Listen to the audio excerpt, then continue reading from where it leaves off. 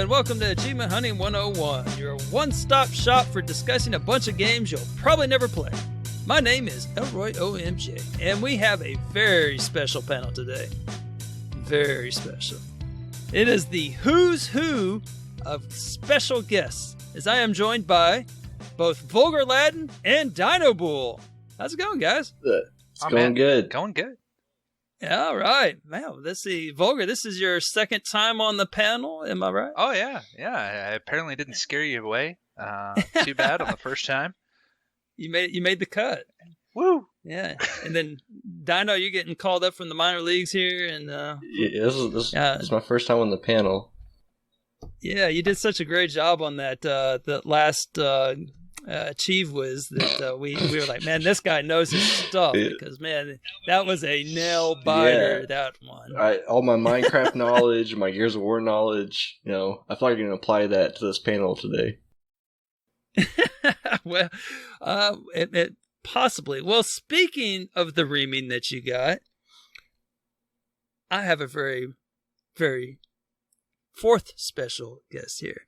I am so proud to report that on the day that we're recording, which is May the 4th, and how better to celebrate this completely fabricated fake holiday by spending time with a Wookiee. How's it going, Chewie? It is going very good. It's going great because I'm in the presence of greatness. I'll let you decide who that is. You're welcome. It's me. Yeah, I was going to say, Dino's reputation precedes him. Yeah. I believe the last time that I had both of y'all on, well, I think we already covered that. Anyway, well, May the 4th be with you. And also with you. Wait, is that the right franchise? Yeah. I'm not much of a Star Trek guy. I don't know what you're talking about. Oh, come on. Everyone knows who shot first. Is it Kirk or was it Spock? I think Spock shot first. The Doctor. He did, yeah. Okay. It was a Dalek. The thing is, as long as you're not calling me Scottish, this is fine by me. Oh, yes, my lassie. Okay. All right, well, let's just jump right into it. So I'm sure everyone, including Dinobull, has been playing a lot of games lately. So let's just hear, I don't know, let's hear what's the first thing you've been playing. Dino, what you got? I got, I really haven't been playing a whole bunch this week, but I started doing some games for the random to-do list, and I've been trying to go through the Call of Duty Modern Warfare Remastered game. It's not great in my opinion, but I'm only on the first act so far. It's I don't know. It's not a whole lot of fun, but I'm trying to get through it just for that random to-do list achievement. Actually, how far into the game is the achievement that you need? I have to beat the campaign is the achievement. That seems kind of in-game-ish. Yeah, you have to play the whole entire thing. actually, for whatever reason, I have a lot of achievements on my random to-do list right now that are all in-game achievements. Like I have to beat Gears of War 5. I have to basically beat Metal Gear Solid 5. I think I almost have to beat the first Dead Rising. So, that's exciting. So with Modern Warfare Remastered, is that more that it just didn't age well, or is it just a bad remaster? I think it just didn't age well, in my opinion. And also, I might just be tired of military shooters. It might just be more of a me thing than the game itself.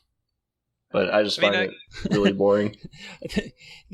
I think probably I'm just going to go out on a limb here and say maybe the reason you're tired of military shooters is because there's like a bajillion of them on the Xbox. Yeah. I'm just throwing that out there, maybe. There's possibly like 13 years worth that have been copying shamelessly from Call of Duty 4. Oh yeah, I mean this is the one that like started it, so I'm not trying to bash it. Like I understand, like it kind of like made that whole phase in gaming happen, but I don't know. It's not a whole lot of fun so far. It's also really annoying. Like they throw like grenades every 30 seconds, if not like quicker than that. Just you'll be behind cover and just grenades. So is the what is the TA for that? Is it higher or lower than 1700? Oh God! wait, are we doing card sharks? But how much TA are all of the Call of Duties worth together? Whatever he says, I'm going the opposite direction. 2,500. Oh man! Oh shoot! So Call of Duty, I guess literally, I know nothing about these games. I've played one, and I was forced into it by a friend, like a high school friend that bought it for me for my birthday because he wanted to do co-op in it with me. And that's the only Call of Duty I've ever played. So I don't even know where the first one's set. Is it like a historic battle or what is it? Is it fictional? The original Call of Duties were Second World War, I think. Yep. 1 through 3 were Second World War. Yeah, but then they decided to go modern with Modern Warfare. Okay. But in between that, there was also World at War and World at War was after. Was it after? Yeah, World at War was after 4. It was in between the Modern Warfare 1 and 2. You can tell we know games. This was Call of Duty 4 was like freshman and sophomore year of college for me. It holds a really special place. The multiplayer does. It just hit that perfect time. I think I was in high school when it came out. Yeah, that was the Nintendo 64 for me, and then I disappeared off the gaming landscape until I got my career going and everything. So yeah, I think everyone kind of disappears the few years after college when they're trying to get their feet under them and all that. So yeah, all right. Well, hopefully everyone is going to be inspired by your just rousing praises of that old classic. So what about you, Chewie? Speaking of multiplayer stuff, you might have played some of that, maybe? Yeah, so as you probably are aware, I am still in the GTASCTT. I'm so sorry. On the team side, and for the last few weeks, my team has decided to play together, like coordinated, all scoring at once in the same game. It sounds crazy, I know. Is this the first time y'all have done that? No, so far, since before GTASC, we used to play together quite a bit, but actually not hugely since then. A couple of weeks ago, we did Total Reliable Delivery Service, which was fun. So then we decided to perpetuate that kind of, and we decided to jump into Overcooked Part 2. Wait, before you get into that, I had a follow-up question there. So you're the one person in the community that played Total Reliable Service without Waka? Yeah, I guess. Yeah, I didn't human fall flat it with Waka. I did it. Wow. Legit? Is that? Would you say it's legit? I mean, I was still carried by my teammates. It was just not Waka. It was my two teammates. Okay. But Overcooked 2 is great. It is a great, fun game with other people. I don't know how it would be on your own. I haven't really played the first one much, but it was stressful. But with friends, it's great. Recommended, highly recommended. I mean, you may end up hating each other by the end of it, but it's worth it, I think, because, I mean, the tension in the kitchen. There's usually one guy who's shouting out the orders, and there's another guy who's busily chopping the ingredients, and then there's the other guy, which is me, who's, accidentally throwing things in the trash, forgetting to wash the plates, throwing raw ingredients off the side of the boat by mistake. That's me. So you do realize what's going on here, then, and that this game kind of has a long history, and by long history I mean it happened one time, and that Prue showed up on the same panel talking about Overcooked 2, and then he had some pretty hard times there with his tournament that he was competing in. He went from getting points in Overcooked 2 to I don't know, playing whatever the heck he wants to play now, but yeah. But I think Overcooked 2 is what started it all. I'm not sure about the causality, but I'm pretty sure it can be traced to Overcooked 2. Are you saying it's overcursed? Yeah. Are you Nice. trying to suggest 2 points for Vulgar. Are you suggesting that there's a link between us playing Overcooked 2 and my teammate being eliminated from individual we'll this get week? to that. We'll get to that. Spoiler alert. Because I won't have it. But that's cool though. That's very teamy of y'all to actually do that. It did remind us that it is actually fun to play together, for fun as well. So I think once we're out of the GTASCTT, we're looking forward to getting back to some co-op experiences without the pressure to score. There's a lot of things I'm looking forward to once it's over, like living, fresh air, seeing my wife.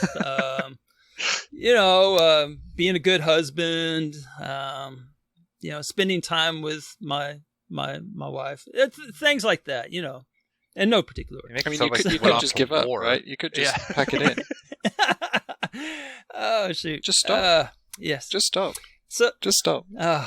We'll get there. Stop. We'll get there, Chewie. We're going to get there. All right, Vulgar, you've been waiting so patiently. What have you been playing? So I have been hosting Jackbox party packs. So I have them all down there because, to be honest, they're all kind of the same. They all kind of blend together as one kind of big game.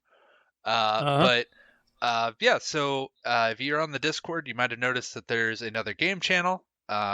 We got a Jackbox game channel on there, and so I started hosting some Jackbox party pack game nights. I did one Friday and I did one Saturday afternoon.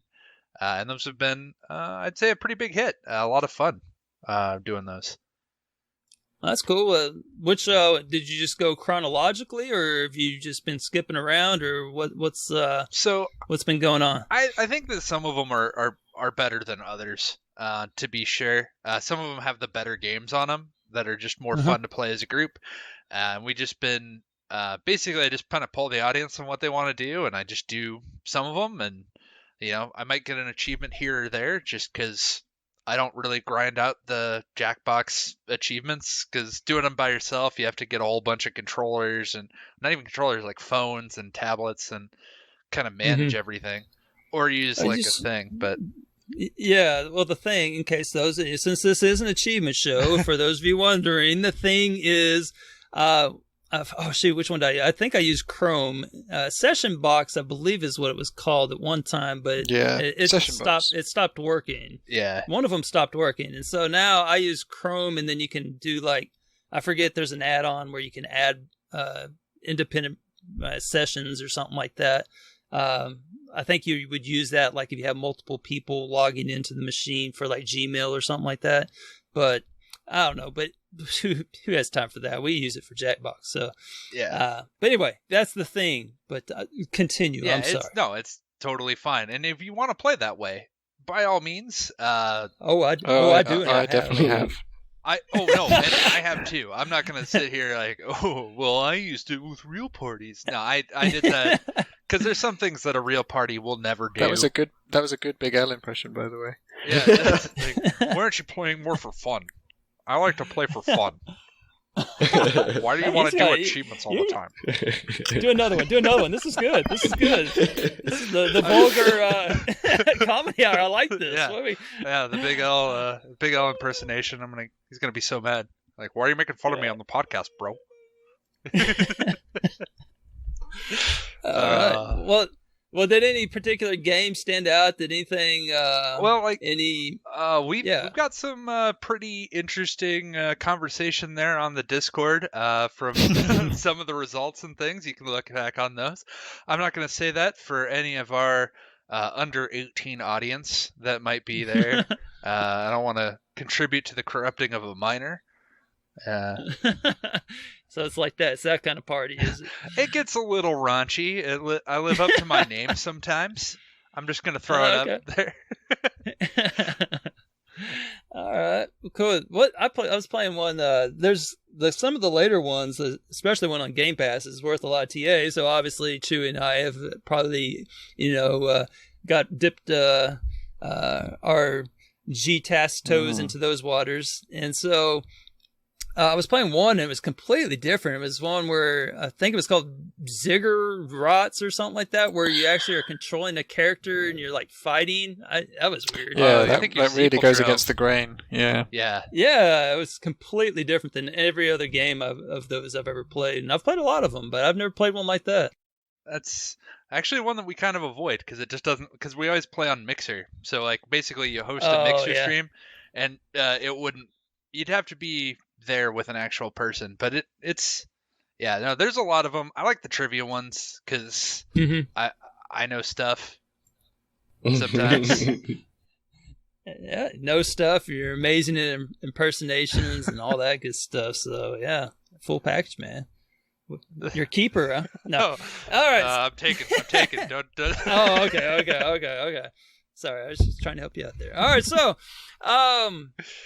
I guess I'll close out the item with what I've been doing. So, as Chewie probably knows, and anybody that's paying attention to this stupid contest,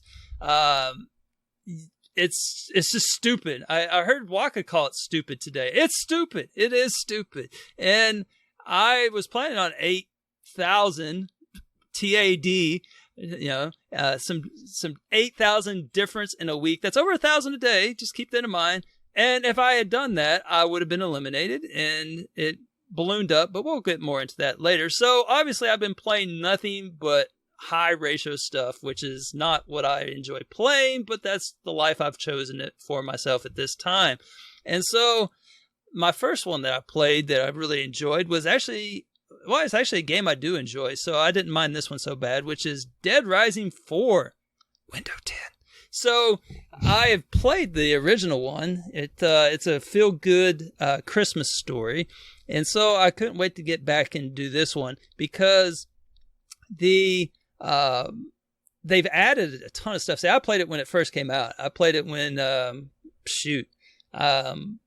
I don't know, whatever year that was, 4 years ago, maybe 5, I don't know. And so I played it and I just put it away and forgot about it. Since then, they've been busy, man. They've introduced 2 new game modes. They have Frank Rising, Frank Mini Golf. They got Frank this, Frank that, Frankfurter. And they got some like Capcom Stars. And so I played the Capcom Stars because that's the one where all the points are, because it's like... Did anybody play Dead Rising 3 Super Alpha Omega Awesome A+ Alpha Edition? No. Okay. I did. I've played Off the Record. That's the most recent Dead Rising. Oh, okay.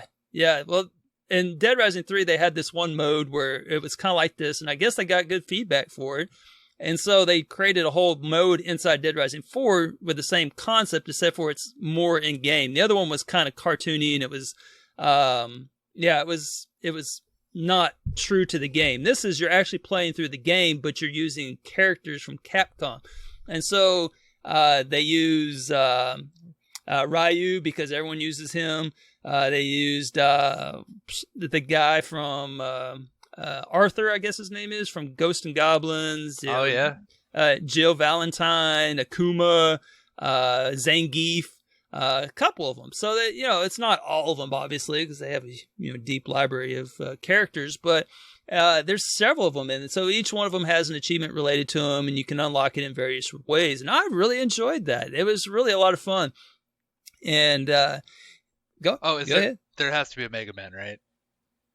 Oh yeah, Mega Man had 2 entries. Yeah, they had they had Mega Man, and see my Mega Man knowledge is yes, 0. That had to be them. Yeah. Yep. And so they got them, and they had the funniest one is probably Cammy. Are y'all familiar with the outfit that Cammy wears? Oh man, you got to look at that all game, huh? Oh man, he brought it, man. I gotta say, Frank, man, he did well with it. He did some squats before he put on that outfit. Yeah, it's like a middle-aged man wearing a Cammy cosplay. Like if you went to PAX. So me at Comic-Con is what you're saying. Yeah, there you go. So it was kind of interesting, but Yeah, it was a good time. I got a bunch of preloads in there because the game's really easy to preload. I could have preloaded every one of the Capcom Star achievements, but I freaking needed points, so I used them. But I still got a good, I don't know, 1,200 preloaded that I can drop pretty quickly. So yeah, so I enjoyed going through that, and I'm gonna go back through and play Black Friday edition. You just have to kind of take it slow and everything, and hardcore mode, because I'm real familiar with the game and I'm good at the Dead Rising series. So yeah, so there you go. This is the Xbox One version, correct? No. Windows 10. Windows 10. Yeah, it's worth for some. Yeah. The original one's not worth that much, but then the Capcom Stars for the Xbone one is it's got a decent little chunk because it came out after everyone had forgotten about the game, kind of like me.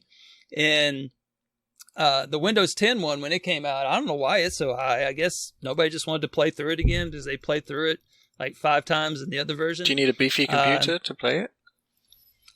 Mine only has one. I'm about to fix it, but I think it has 1 gigabyte of video RAM, and it gives me a warning that I need 2, but it still runs it. It chugs a little bit.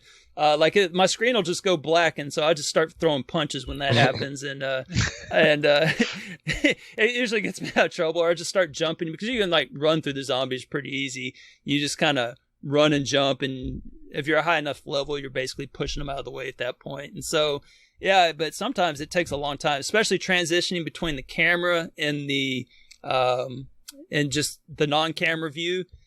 Sometimes it's just unbearable. So I'm upgrade. I've already bought the card. I'm upgrading to 4 gigabytes video RAM, so I should be okay. Because I was running into the same thing with State of Decay 2, and it's just kind of laggy. So yeah. So if you have a more modern computer, you should be all right, I would think. So, but yeah, that you know what? That was a lot of fun. How about we just do that one more time? Let's do it again. What do y'all think, man? Sure. Oh, hey, y'all's excitement. What? It's palpable. Dino, give me another game, Dino. What we got? Oh, I got Yakuza 0. What? Another game?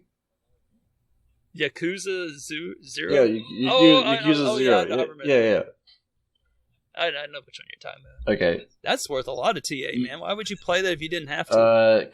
It seemed fun. I never played that series because it was on PlayStation. And I don't know, I just want to try it out. I've played it 20 hours so far.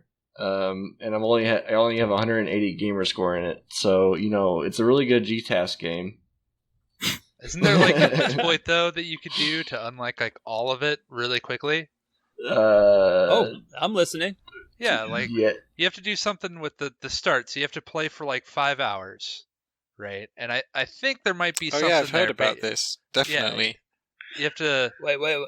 Okay. So you start the game mode. Yeah. You play for 5 hours. And there's a certain point, or there's a certain character that you have to find near the karaoke bar. And once you do enough karaoke, right, it'll start through, and then for whatever reason it glitches out, and then you can get like all of the achievements. At least that's what I've heard. Yeah, definitely. You should definitely do that, Elroy.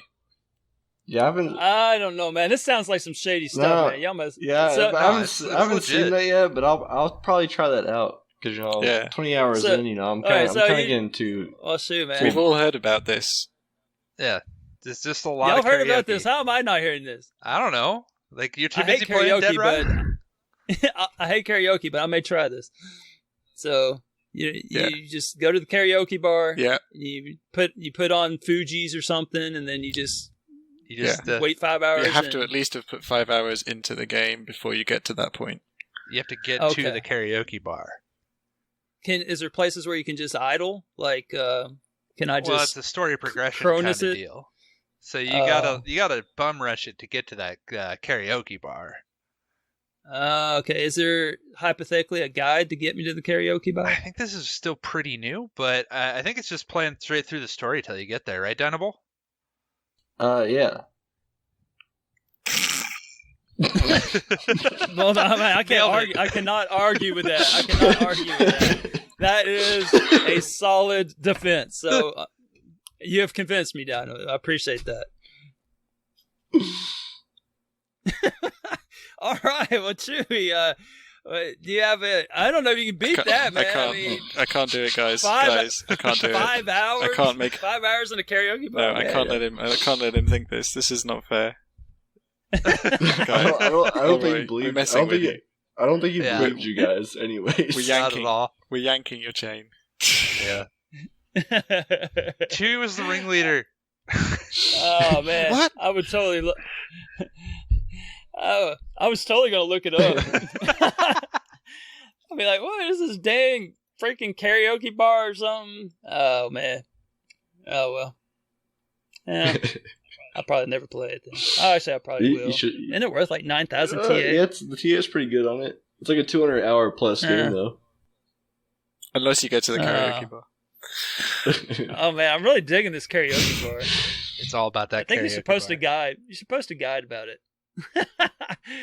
People start trying. Man, be funny. I'll give you enough vote. Just the one. There you go. Like, what are y'all talking about? Shoot, I like it. Chewie, what about you, man? You got any other farces or so tomfoolery for me? The thing is with the achievement hunting communities is that there's always so many gosh darn challenges and competitions and contests all going on at once. And the real trick to the meta gaming is that you're earning your achievements and you're stacking your contests while you're earning your achievements as much as possible. Oh, that is the sign of a pro. That is the pro. That's the professional. So alongside the GTASC, I was trying to get my hangman. I was slipping my hangman in, but I was trying to get it done as quickly and as efficiently as possible so as not to undermine all my scoring. And I was a bit late to the party because I wanted the month to roll over before I started it, but I managed to knock it out in a couple of days. But I ended up with a phrase with 17 unique letters, which is quite hard to fail, but also requires quite a lot of planning to try and get all of the letters that you need. But I made it, played a bunch of crappy games, easy achievements and early achievements in lots of different games. But one standout was that I finished the multiplayer on Doom in doing so, and I have to thank 2 of my co-panelists for helping me out there, along with Death Dealers, Chin Doctor, and Thug. So Dinobull and Vulgar also helped out just last night, even. Oh yeah, which version is which this? happens to be when we had this conversation about completely messing with you on the panel. I love it. So this is Doom. This is the 2016. I want to say. Yep. Doom 2016. Is that the Game Pass one? Yeah, the one that's leaving. The one that's leaving Game Pass. But I do own it anyway because I buy games and then they appear in Game Pass, like Koosh. Koosh appears in Game Pass. Yeah, so that was fun, knocking out the multiplayer in Doom. And again, it made me long for the days when I couldn't just jump into community boosting sessions without worrying about stupid scoring. I hear you there. Well, awesome, man. That's I was thinking about it. I think we're going to be talking about Doom again shortly. I believe there's a Games Pass announcement for it, but I'm not sure. So, anyway, we'll come back to that one. Vulgar. Oh yeah, I've been starting. I just dipped my toes in it, just tested out the water. But I'm gonna go swimming in it, and I got Star Wars: The Fallen Order. Ooh, how thematic of you. Oh yeah, I saw the day and I was like, I need to start something, and I already did Force Awakens 1 and 2, and you can't get achievements in KOTOR. So I got Star Wars: The Fallen Order, and it's actually really cool. I'm excited to get more into this. Essentially, it is a third person. It's a 3D action game, but it's also a bit of a veiner. Actually, you get abilities, and you can go back to previous planets and go to different areas and get it going. It's a pretty standard Star Wars kind of plot from what I can tell, but I just play more for the world. I don't care about the story in Star Wars since, Return of the Jedi. I just kind of look at the pretty flashing laser swords and call it a day. All right. Now, let's see. Return of the Jedi. That's the one where there was a planet full of Wookiees, right? You okay? Sorry, I was just having a stroke. I was saying, I thought maybe that was Waka this morning, but we'll get to that. We'll get to that later. Oh yeah, they never actually called them Ewoks in the entirety of Return of the Jedi.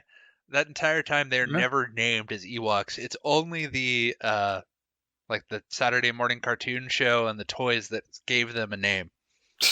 Annoying little furballs, that's what they're called. Yeah, they're never called Ewoks. They're just furry, cute, cannibalistic, or not cannibalistic. They do want to try to eat people, though. Little freedom fighters. Oh, yeah, they're going to eat people. Wow, they got what they deserve then, man. Freedom? They go around eating people. They beat the Empire. No, then there was a touching scene where one of them just dies and it gets more airtime than an entire planet that just got blown up. It's like some sad Ewok that got stepped on or something. I don't know. I don't remember. Trust me, a lot more got stepped on off camera by me. You're slapping him around. Drop kicking him. All right. Well, that was very thematic of you. Well, speaking of the Empire, I have been playing Rise of Nations. That's my second game, and Dinobull, I know he said he was kind of an expert in this area, but so. What? Dinobull's all about nation building. Yeah, he is. He's bringing people together, and we appreciate that. And so, Rise of Nations is one of those games, of course, that I would not be playing if it was not for a tournament that should not be named. Well, until later. And so, I think it could best be described as kind of a poor man's Age of Empires. What? Okay, continue. So Age of Empires, is kind of the gold standard. It's kind of a cool game. It's kind of famous and stuff, and has lots of sequels and things, and then you have Rise of Nations, which basically just completely rips off the interface of that game, and I mean, it's not terrible. It's fun. I'm sure there's other ways to play where you're like actually trying to negotiate peace, kind of like Age of Empires. But of course, the only thing you ever do is just build military units and just blow people up. You don't actually pursue those options. I don't even know why they put them in the game, to be honest. Like where you're like, you can build like through diplomacy. Am I wrong on this? Do y'all actually do that when you play these games like Age of Empires and all that? Well, Rise of Nations, I played a lot of that, and you could. I just liked the borders. Well, yeah, you can. I mean, you can do it in Age of Empires, but do you? No. Or Civilization? No. You just go around killing people. And they got that sick like board game part where it adds like context to why you're invading places. Like, and you got the Soviet Union versus versus America. And with the nukes, you can do a nuke. You can drop a tactical nuke. Right? But why don't you just invade them and just get it over with? I mean, I don't know. It's so much quicker just to build a bunch of military units and just go destroy somebody. Because they're trying to play it right, and then you just put everything into the army, and then you just go and you take like the cities from them that they've built up. So you basically inherit all their resources, and they've taken time to build things, and so you just go take their city and like, hey, thanks, appreciate it. Yeah, you're basically a parasite in these games. You just find a host and then you move in and take their stuff. Oh man, am I wrong about this, Vulgar? I thought that game was wicked. I don't know. I just liked, but you got to go from like the Stone Age all the way up to modern day. And get guns, yeah. Yeah, and then you get guns, and then you get Marines, And you destroy everybody. Well, and you had the nation, like you had the borders around the nation, so you could only build your side buildings inside your nation. So you couldn't do like an Age of Empires where you build a castle right next to their town hall, you know? Yeah, I mean, you can build cities, and it's really not difficult. I think It's kind of same a concept. neat idea. It's a bit of an old game too, because it came out in like 2005 originally. Did it for real? Yes, I can tell. Yeah, my suspicions were up on it. So yeah, it's not bad though. I mean, it's okay. It's just, you know, it is what it is. It's getting me from point A to point B. Point B being, you know, a couple thousand TAD. So there you go. Yeah. I would recommend it if you have the computer Game Pass. It's fun, or at least it was when I was like, I don't know, 14. Well, you can build nations, or you can just tear them all down, like I do. But it says on the site that it's a 60 to 80 hour completion. Oh, it's because you have to grind out the. It's like build 1,000,000, and it's not like, you know, not 100,000. Well, some of them are 100,000, but literally build 1,000,000 infantry, build 1,000,000 cavalry, destroy, you know, I forget how many buildings, you know, and I mean, it's just ridiculous. I think you have to find 1,000,000 resources. That's what I'm doing right now. I'm finding 1,000,000 resources. It's on my computer. I can see it from here. They are finding resources, and they're killing people. It's amazing. So I'm grinding it out right now, and while I record, isn't that amazing? So you mean you aren't dedicating 100% of your attention to us? Wow. I feel cheated. I just feel it's just rude. Wow. Well, speaking of epiphanies, see what transition like that there. So you realized that you weren't the only nation I was observing. Does anybody have any announcements or epiphanies they had this week? Dino? No. Wow. That's why he's the best color commentator in the league. Oh, awesome, man. I really appreciate that insight. Okay. Let's see. Chewie, what about you on this special day? Did you have any epiphanies to share with the masses? Well, I do. It's nothing Star Wars related. It probably should have been, thinking back, but it's not. I just want to say that I wish Kinect had not been killed off. I wish Kinect still lived. So last month, one of the Chewie Challenge Championships, shameless plug, was related to playing Kinect games, as issued by Retro Chief. So I pulled out the old Kinect and played a few games, which was fine. But while the Kinect was out, I encouraged my 3-year-old son to also have a go and play. We played a bit of Kinect Party, Kinect Adventures, and a few other games, and it was a lot of fun.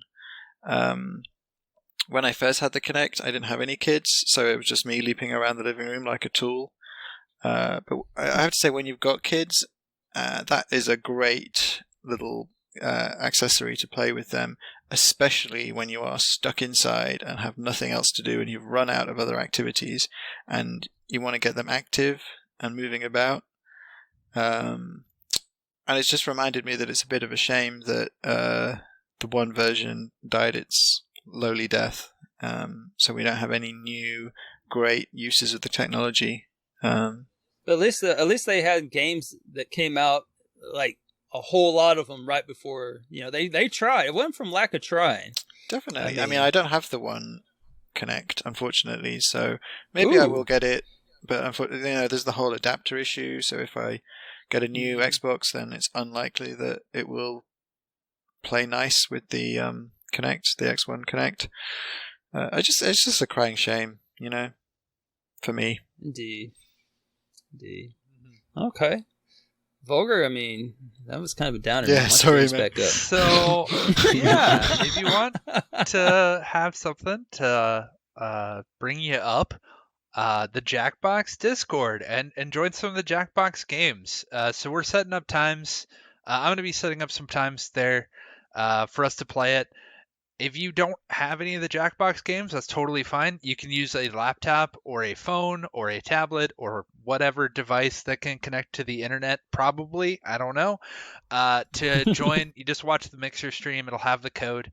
You can join in there, watch it from your Xbox if you are so inclined, and play along with us. Yeah, you don't need to own any of the games, which is great. Not at all. Yeah, you can, as long as one person, which I do, I own all the games.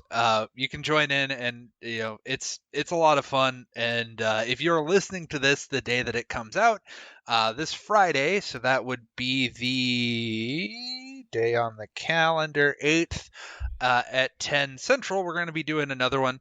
So just look for me. It'd be mixer.com/vulgar_Latin, self-promotion.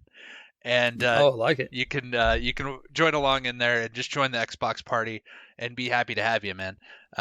So I can testify that I've been in a couple of these and they have been a lot of fun. But very blue.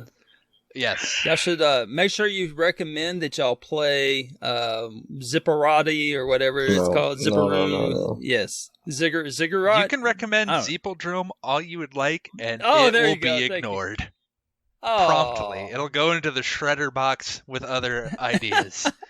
No, but Spoiler. just join on in. Come on in. It's a lot of fun, and we'd be happy to have y'all join in. And we're going to be announcing more dates, or I'm going to be announcing more dates. Other hosts and things like that as we get into the future. But that's my announcement. Awesome. Well, I had an epiphany. It's very similar to what you just said. It wasn't. It was regarding Marvel versus Capcom. I played this recently. Shout out to Chesno, who joined me for a terrible boosting session. We couldn't figure out. There's too many people to play this game. Why are they playing this game? I don't know. But we couldn't match up very well. But we ended up getting a few Chivos. But it was not what we both expected, I think. And so this game basically takes... it was on my mind because of Dead Rising 4 as well. It seems like every game I'm playing just has Capcom characters in it, wedged into other situations and games. And so this one... it is basically Street Fighter with Marvel characters, or a Marvel fighting game with Street Fighter characters in it, and some other characters as well. In fact, Frank West is in there from Dead Rising. Hell yeah! You have some other people. He's covered you have wars, some other people. He has covered wars, and his moves are very interesting. It usually just involves throwing zombies on people and using his camera, which I guess every character in there is epileptic, and so that's why it hurts them so bad that he stuns them with the camera. And I don't know. So it's chaotic. It's interesting, and actually very similar to Dead Rising 4 Capcom stars. Now, my epiphany is what in the world is up with Arthur in Marvel versus Capcom and Mega Man and like all these Capcom characters they brought over, basically those two mainly. Now I realize it's a fictional area of you don't actually have these characters exist, but I couldn't quite wrap my brain around it. Like all the characters, like even Ryu got the treatment where they made them look like actual people. So they look like normal people with facial features that look like they had modeled them after actual people that existed. And so then you have they're just joined by Mega Man, who has like ginormous eyeballs and his flat face and all this other stuff, and it's like, does nobody think, what is wrong with that guy? Like, why is his face so flat and weird? And Arthur was even worse. Like he looked like a kindergartner out there. Like he's running around, and could they not make him taller? Like I don't know if there was something in the game that I missed growing up playing Ghosts and Goblins and Ghouls and Ghosts, where it was revealed that he's a little person or whatever the correct term is. But getting a little real here. That's what he looks like. He's like literally comes up to about the waist of all the other characters. Like what? I realize he existed in this 8-bit and a 16-bit world, but that doesn't mean that he's not full grown. It was just that was the pixel limitations back then. So they made him look exactly the way that he looked back then, and it's creepy. It's like this bearded little kid running around and throwing lances at everyone, and it doesn't look right. And then I saw how Dead Rising 4 did it, and they did it right. They when Frank changes into the Arthur costume, he looks like a man. He looks like a knight with a beard, with an epic beard. And I got this. Why couldn't Marvel get this right? Please help. So okay. So first off, Mega Man is a robot, so that's why his eyes are all messed up. Oh, he is actually canonically a robot. So he's more mega than man. He's more mega than man now. Hey, on brand, on theme.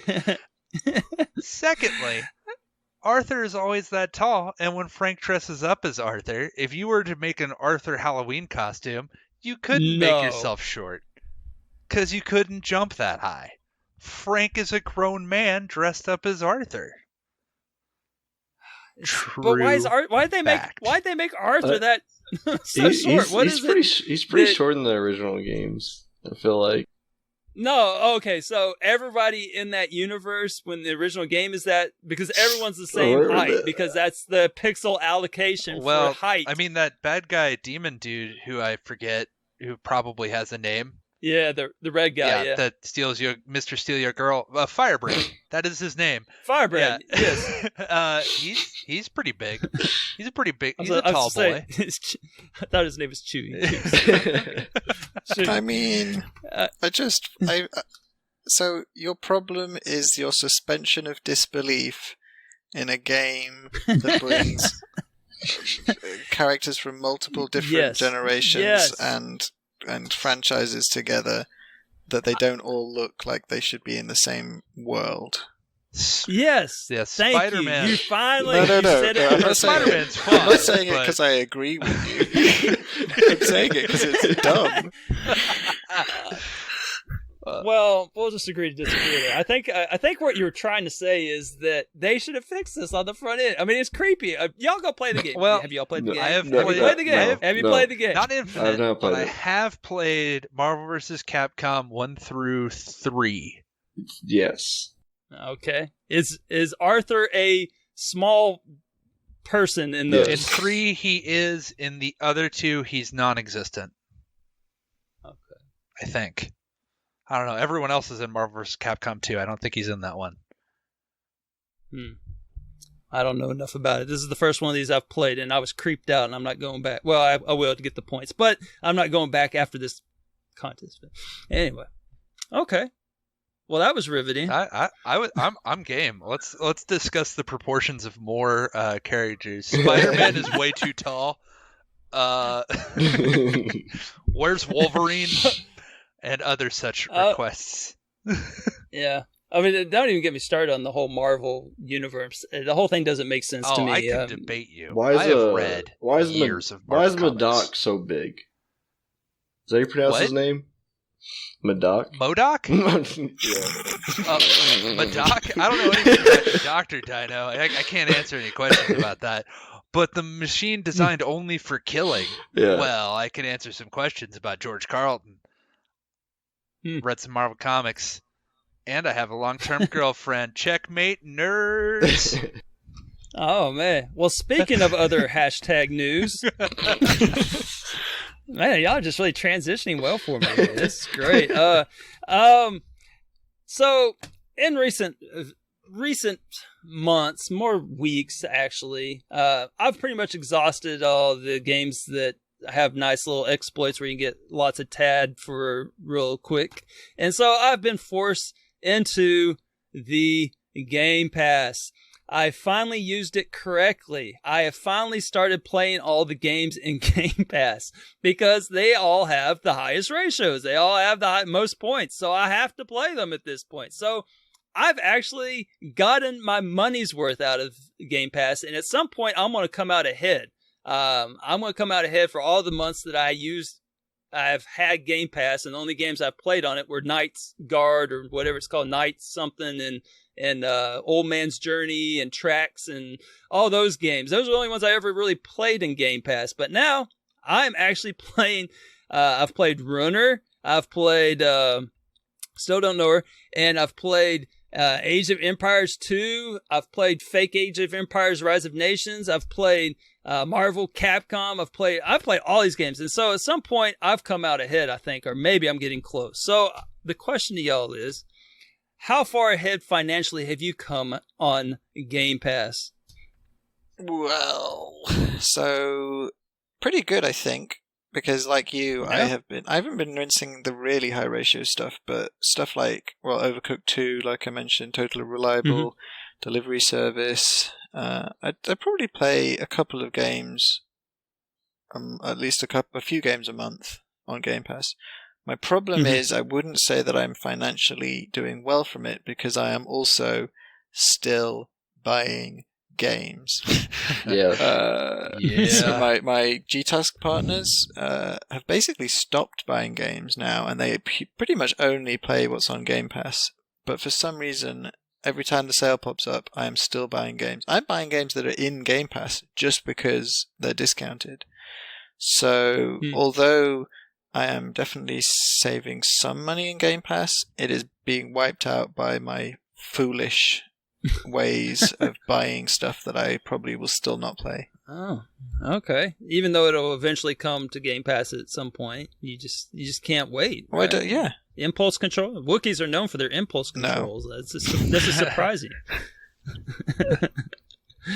What about y'all, Dinobull and Vulgar? Y'all coming out ahead on this thing? No, I'm like you said. I'm still like, I get plenty of use out of it, but I'm still spending money on other games. Like, I'm still buying games pretty consistently. But like Yakuza 0, actually, I didn't have to pay for that. That's in Game Pass, so I gotta play that through Game Pass. And Ukulele recently, I gotta play that. So I mean, there's some games that I haven't spent money on. Why aren't you just completing all of your games and playing them for fun? Shit, what? Wait, whoa, what? Who let him on? Who let Elle in? What's going on? What the fuck? Play and finish all of your games, Dinobull. Jeez. What are you doing? Oh man, this is amazing. Oh man, the panel's back. We got the band back together. Boys are back in town. Now do rocker. Well, I don't know if I can do rocker. What is that? I don't know. I'm just making up voices. I've heard that voice before. It's not rockers, but I've heard that voice before. I think it was a Simpsons character, but I'm not sure. Don't you steal my sources. Don't you dare. Has anybody got an absolute Game Pass gem they'd like to share that maybe other people haven't played, that you found by chance and that you would highly recommend? Ukulele. Ukulele, all right. Because I wouldn't recommend paying for it, because like it's not like amazing. But if you like Banjo-Kazooie or any of those like old 64 like collectathon kind of games, it's pretty fun. Cool. I do kind of enjoy those every once in a while. I wouldn't pay for it though. It's not like fine tuned. Like, it's not really great, but on Game Pass, but since it's there, it's there. Like, if you got Game Pass, like, why not? For PC one, I have one that I found that's not on there anymore, but I bought it actually because I played it and I loved it. That's Graveyard Keeper, and that game's awesome. But it's like evil Stardew Valley if you're into Stardew Valley. Broforce. I almost started that one. Yeah, I almost started the. Broforce. Forget Graveyard Keeper. Let's talk Broforce. Is awesome. If you have PC Game Pass, play Broforce. It's great. If you love 80s action movies and fun, you'll love Broforce.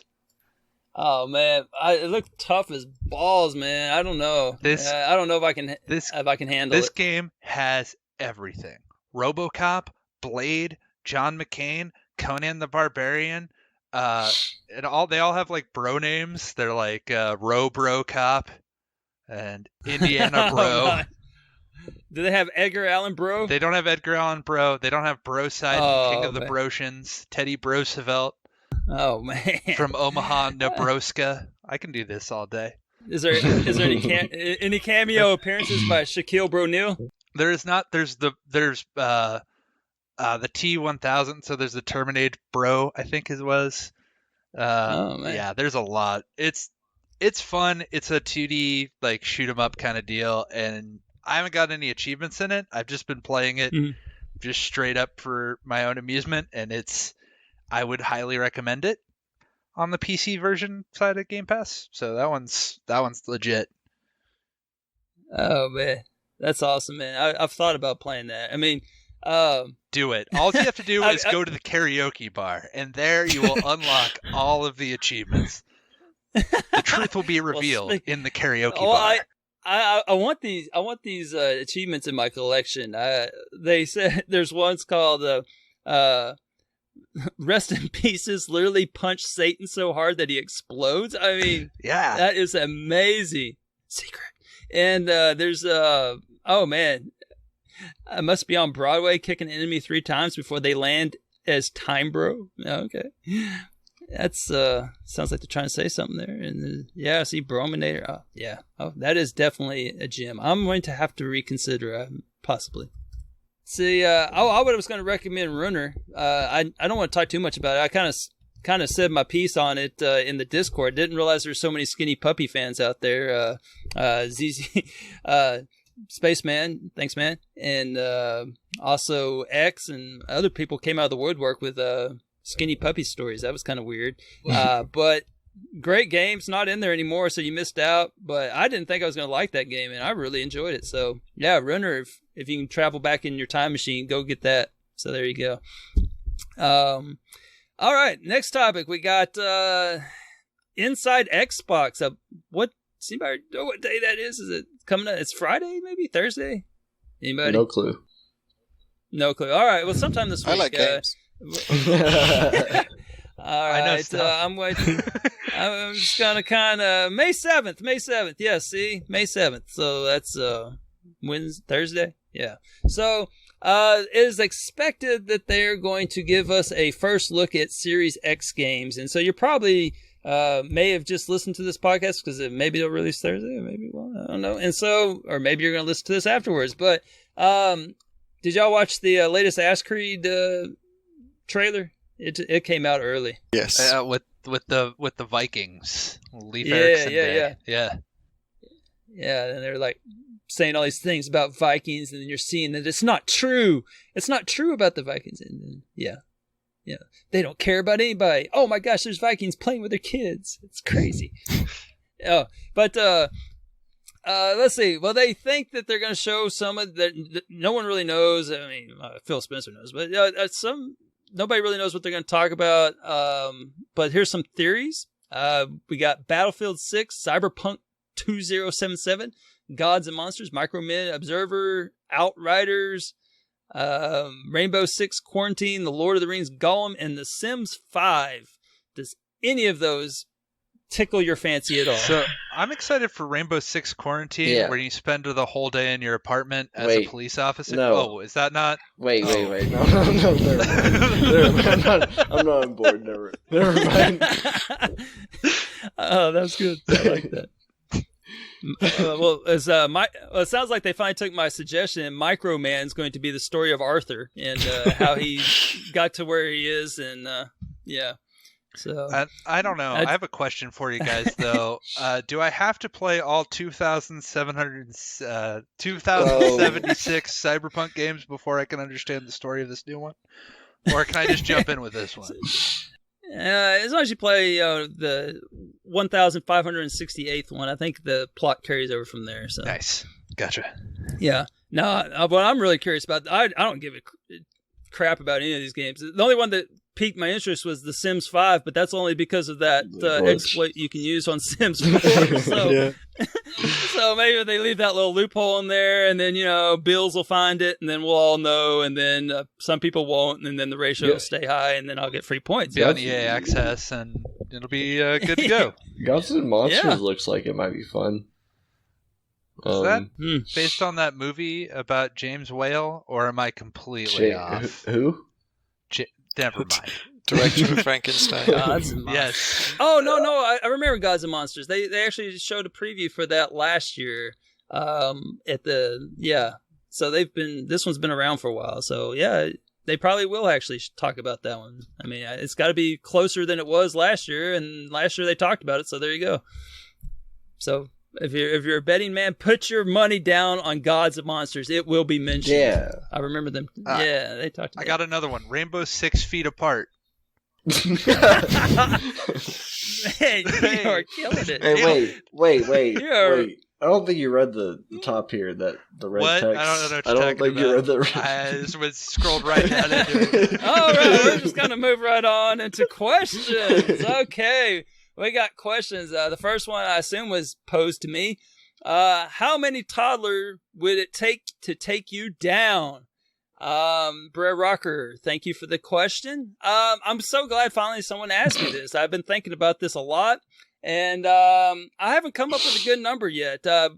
See, I don't know when the soft spot closes up, but knowing the weakness of the enemy, that I don't have kids, so I don't know anything about kids, but I think that, well, actually, maybe they're nasty critters, so they probably, if they got me infected with something that we won't talk about, then perhaps they'd have their best chance. Otherwise, I'm putting them down left and right. I mean, I'm just throwing them around. So, and plus, getting that many toddlers together with a joint goal, that seems difficult. You can't even get that many teenagers working in the same direction, it seems. So, and they have logic skills. So there you go. So, I don't have a good answer. I have an answer. I have an actual answer for this. I can tell you definitively that the answer is 1. And the reason I know this is because last year I was wrestling with my then 2-year-old, and I overextended my neck, tore an artery, had a mini stroke, and was in a hospital for a week.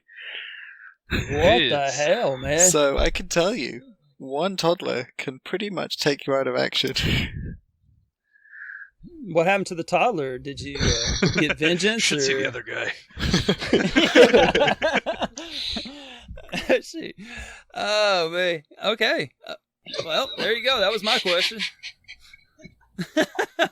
Vulgar, what do you got? So I got a great question from that beautiful, handsome, just all-around great guy, Vulgar Latin. What's worse, an easy game that's time-consuming, 200+ hours, or really difficult game that can be completed faster? I don't know, man. Vulgar, that's a really tough question. It's one that you're going to have to really dig down and ask yourself. I would actually say that I would take the 200+ hour one if I could do it passively, like a Clicker Heroes or whatever, where I could just come back to it. Like, I'll complete Clicker Heroes one day. I don't have to do it anytime soon, and it's just kind of completing itself in the background. So that's kind of nice. I don't have to get good or be talented or anything. But I don't know about y'all. I completely agree with that, and the example I can give is that I've been trying to play ElroyOMJ recently, and that is supposed to be a quick game. I like that game. Game's not awesome. Well, the estimate on that is 1 or 2 hours or something like that. I've put 5 or 6 hours into that game, and I am less than halfway through. So I generally suck at games, so I would usually take an easy long game over a short difficult game. Yeah, I agree with that too, actually. That Brawlhalla was one game that I sunk hours into, but it's super easy. It's a free to play game. You can just get a crazy amount of TA for if you put 200 hours into.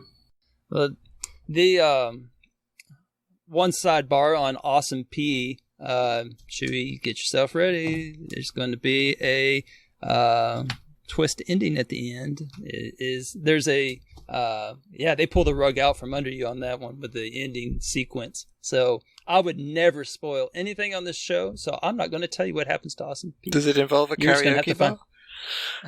Once you get to the karaoke bar, all will be revealed. Okay, I'll crack. Yeah, it turns out he's a greedy pea. He's been the villain the whole time. Spoiler alert. So, actually, I have a different answer for Vulgar Latin. So, Vulgar Latin, if you're listening, the correct answer is that I will take neither. I will play neither of those. I would play a game that is not difficult, especially in about a month. But I'm sure he's going to ask. Gun to your head. You had to pick. Oh, whoa. Do it now. Gun to your head. Gun to my head. Oh my gosh. Oh god. Oh my. I wasn't ready for this.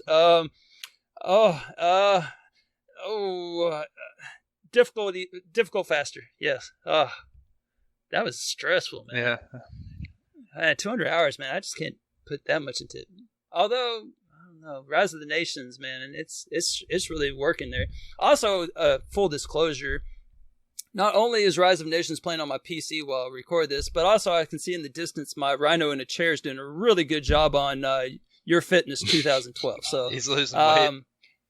Yeah, he's been burning calories, but I'll talk about that with Chewie when we get to that. So speaking of Chewie, what question you got? I have a question from the glorious, wonderful, beautiful, insert adjective, Skeptical Mario, who says, is playing as regular non-anthropomorphic animals, e.g.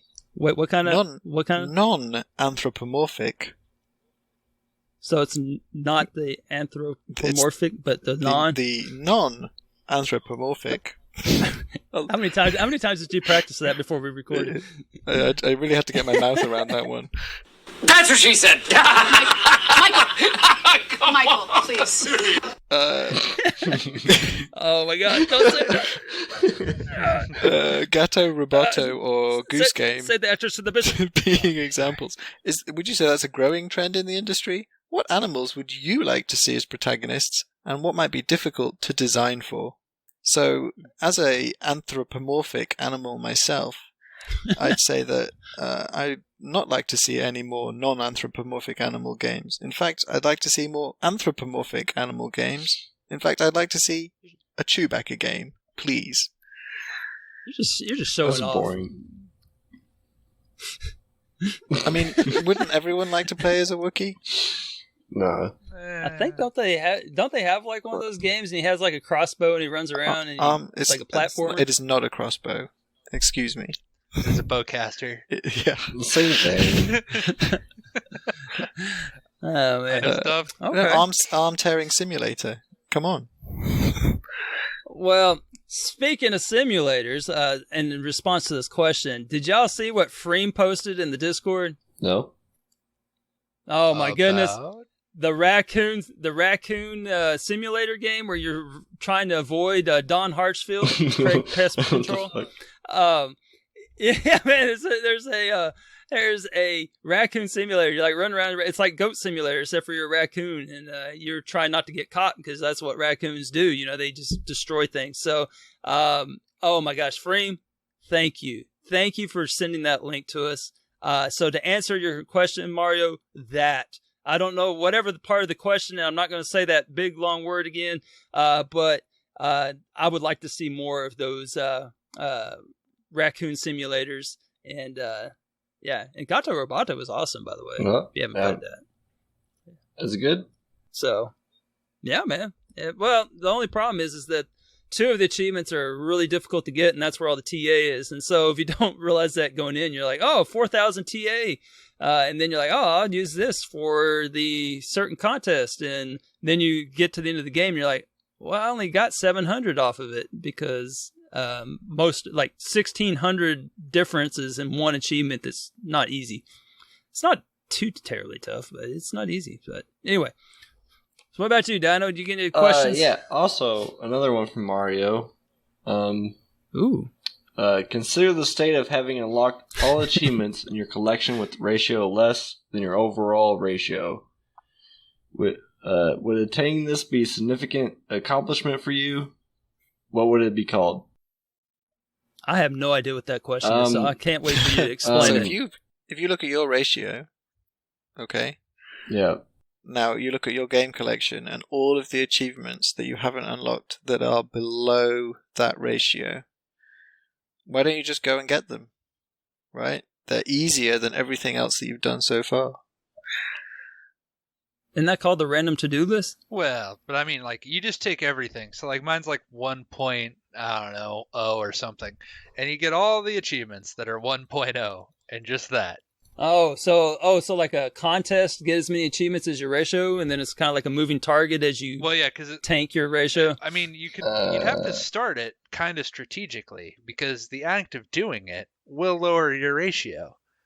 Yeah, that's what I'm saying. Yeah. So I have a version of this that I do as my like backlog bashing in general, where I don't consider a game done unless I've finished the story, unlocked at least half of the achievements, but also unlocked any achievement that has been earned by at least 50% of the community. So basically, I want to be at least average. So that's about a 1.4 ratio, 50% of all people who have earned it. So that's my kind of target, is that anything under 1.4 I should be getting. Otherwise, I'm just less than average. Just leaving stuff on the table. Yeah, that's kind of a confusing question. I don't fully understand it, to be honest. Still, that's why I gave it to you. I thought that maybe you could make some sense out of it. That's Wow, language. All right. Oh, sorry. Yeah. Oh man, I gotta make a note. All right, so let's move on to deals. They just dropped in a couple hours from now. So what game would you like to have go on sale? Since we have no idea what's going to go on sale, but chances are Demon's Crystals will be on sale. So if you're looking for that, chances are it will be on sale because it's always on sale. So what games would you like to see go on sale and why? Vulgar, what you got? I have too many games, so I put a game that I'm just gonna like recommend because I want more people to play it, and that's Door Kickers Action Squad, which is like, what if Rainbow Six Siege was made for the Super Nintendo, but was also like an online co-op game that you could play as a 2D platforming kind of deal. It's awesome, and it's criminally underplayed in TA and everywhere. It's Please tell me it's 1,000 gamer score. It is. It's 1,000 gamer score. It is like a 2 ratio. It's pretty easy. I mean, I did it, so how hard could it possibly be? And like, you can play it co-op. All you got to do is 3-star the levels. You have to rescue hostages and kill the bad guys. There's different character classes. So there's like a shield dude and like an assaulter, a guy with a shotgun. It's awesome. It is a great game, and if it went on sale for like $5, I would be giving it away. Like, left, right, and center across the community so more people could play it. It's that good. How much is it? It's normally $15, which is just a smidgen too high.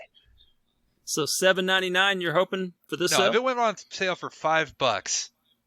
Oh, okay. And you're not willing to go those extra $3? Well, I already own it. So I'm giving it away to people, but for $5 I'll buy some and people can just have, like, I'll give them away. And watch, because I said this, it's going to go on sale, and people will be like, "Hey, Vulgar, where's the giveaways?" And I'll be like, "Checks in the mail, you're beautiful. Don't ever change."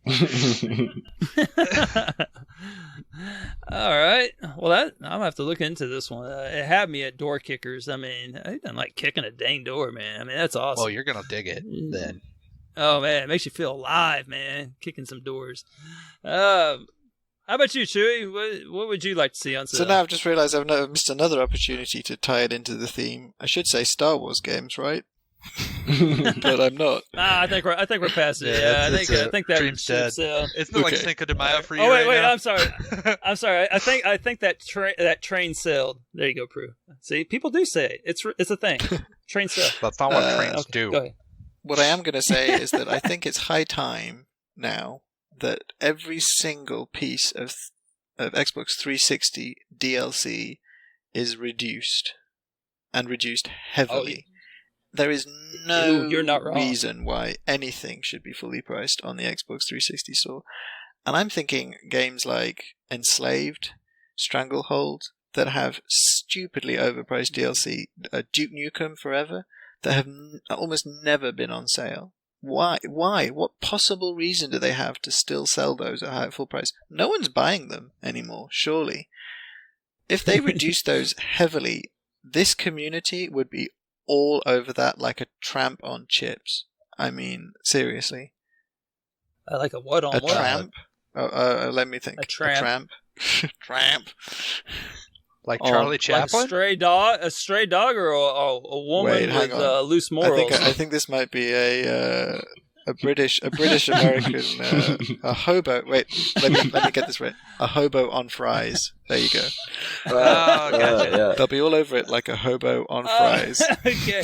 I think a tramp on chips would. I'm not sure what that is, but I'm picturing some Lady of the Night and some Doritos or something. I'm not really sure. I was thinking of the California Highway Patrol. Oh yeah, okay, chips. I like it. Yeah, I got you. I see. But Chewie, you are not wrong. You're not Stranglehold for sure. That was one of two games that Tom and we were actually trying to boost like a team, like I heard some other people were doing. I'm so proud of you for doing it. And we were trying to boost Stranglehold, and the other one was Time Shift. And Time Shift, like the game, I literally bought the game for 78 cents. I got it at GameStop for 78 cents, and then booted up, and he's like, "Oh yeah, we need these map packs," and we're like, "Okay," and it was like $20, like for maps, just so you can get the absolutely ridiculous. It is. Yeah, somebody's got to do something. I don't know. Somebody's got to do something. Well, Dino, why don't you do something? What you got? So there's a May 4th sale going on right now, and Pinball. Chewie knows all about it. Pinball FX3, I think is the title of the game. They have a bunch of DLC on sale right now for Star Wars. So I just bought one of the tables. It's like 10. It's like a pack of 10 of them. I don't know if it's worth it, but I'm gonna recommend it because I don't know what else to recommend. That's on sale right now.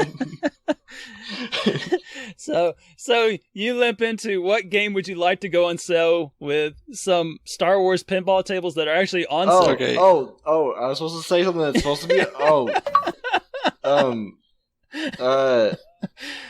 Make another timestamp. Sorry. I will say that it's crazy, I know, but Knights of the Old Republic and Knights of the Old Republic 2, the original Xbox games, are both on sale for 50% off. No achievements, but those are two of the best games ever made. So people should definitely jump on those.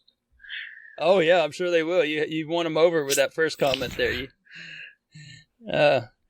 So I guess I missed it. So why the Star Wars pinball tables? Why? They I thought we were picking things that were on sale. they were the only thing on sale that I was like, hey, those look all right. Oh man, we're just really giving out some ringing endorsements here. Yeah?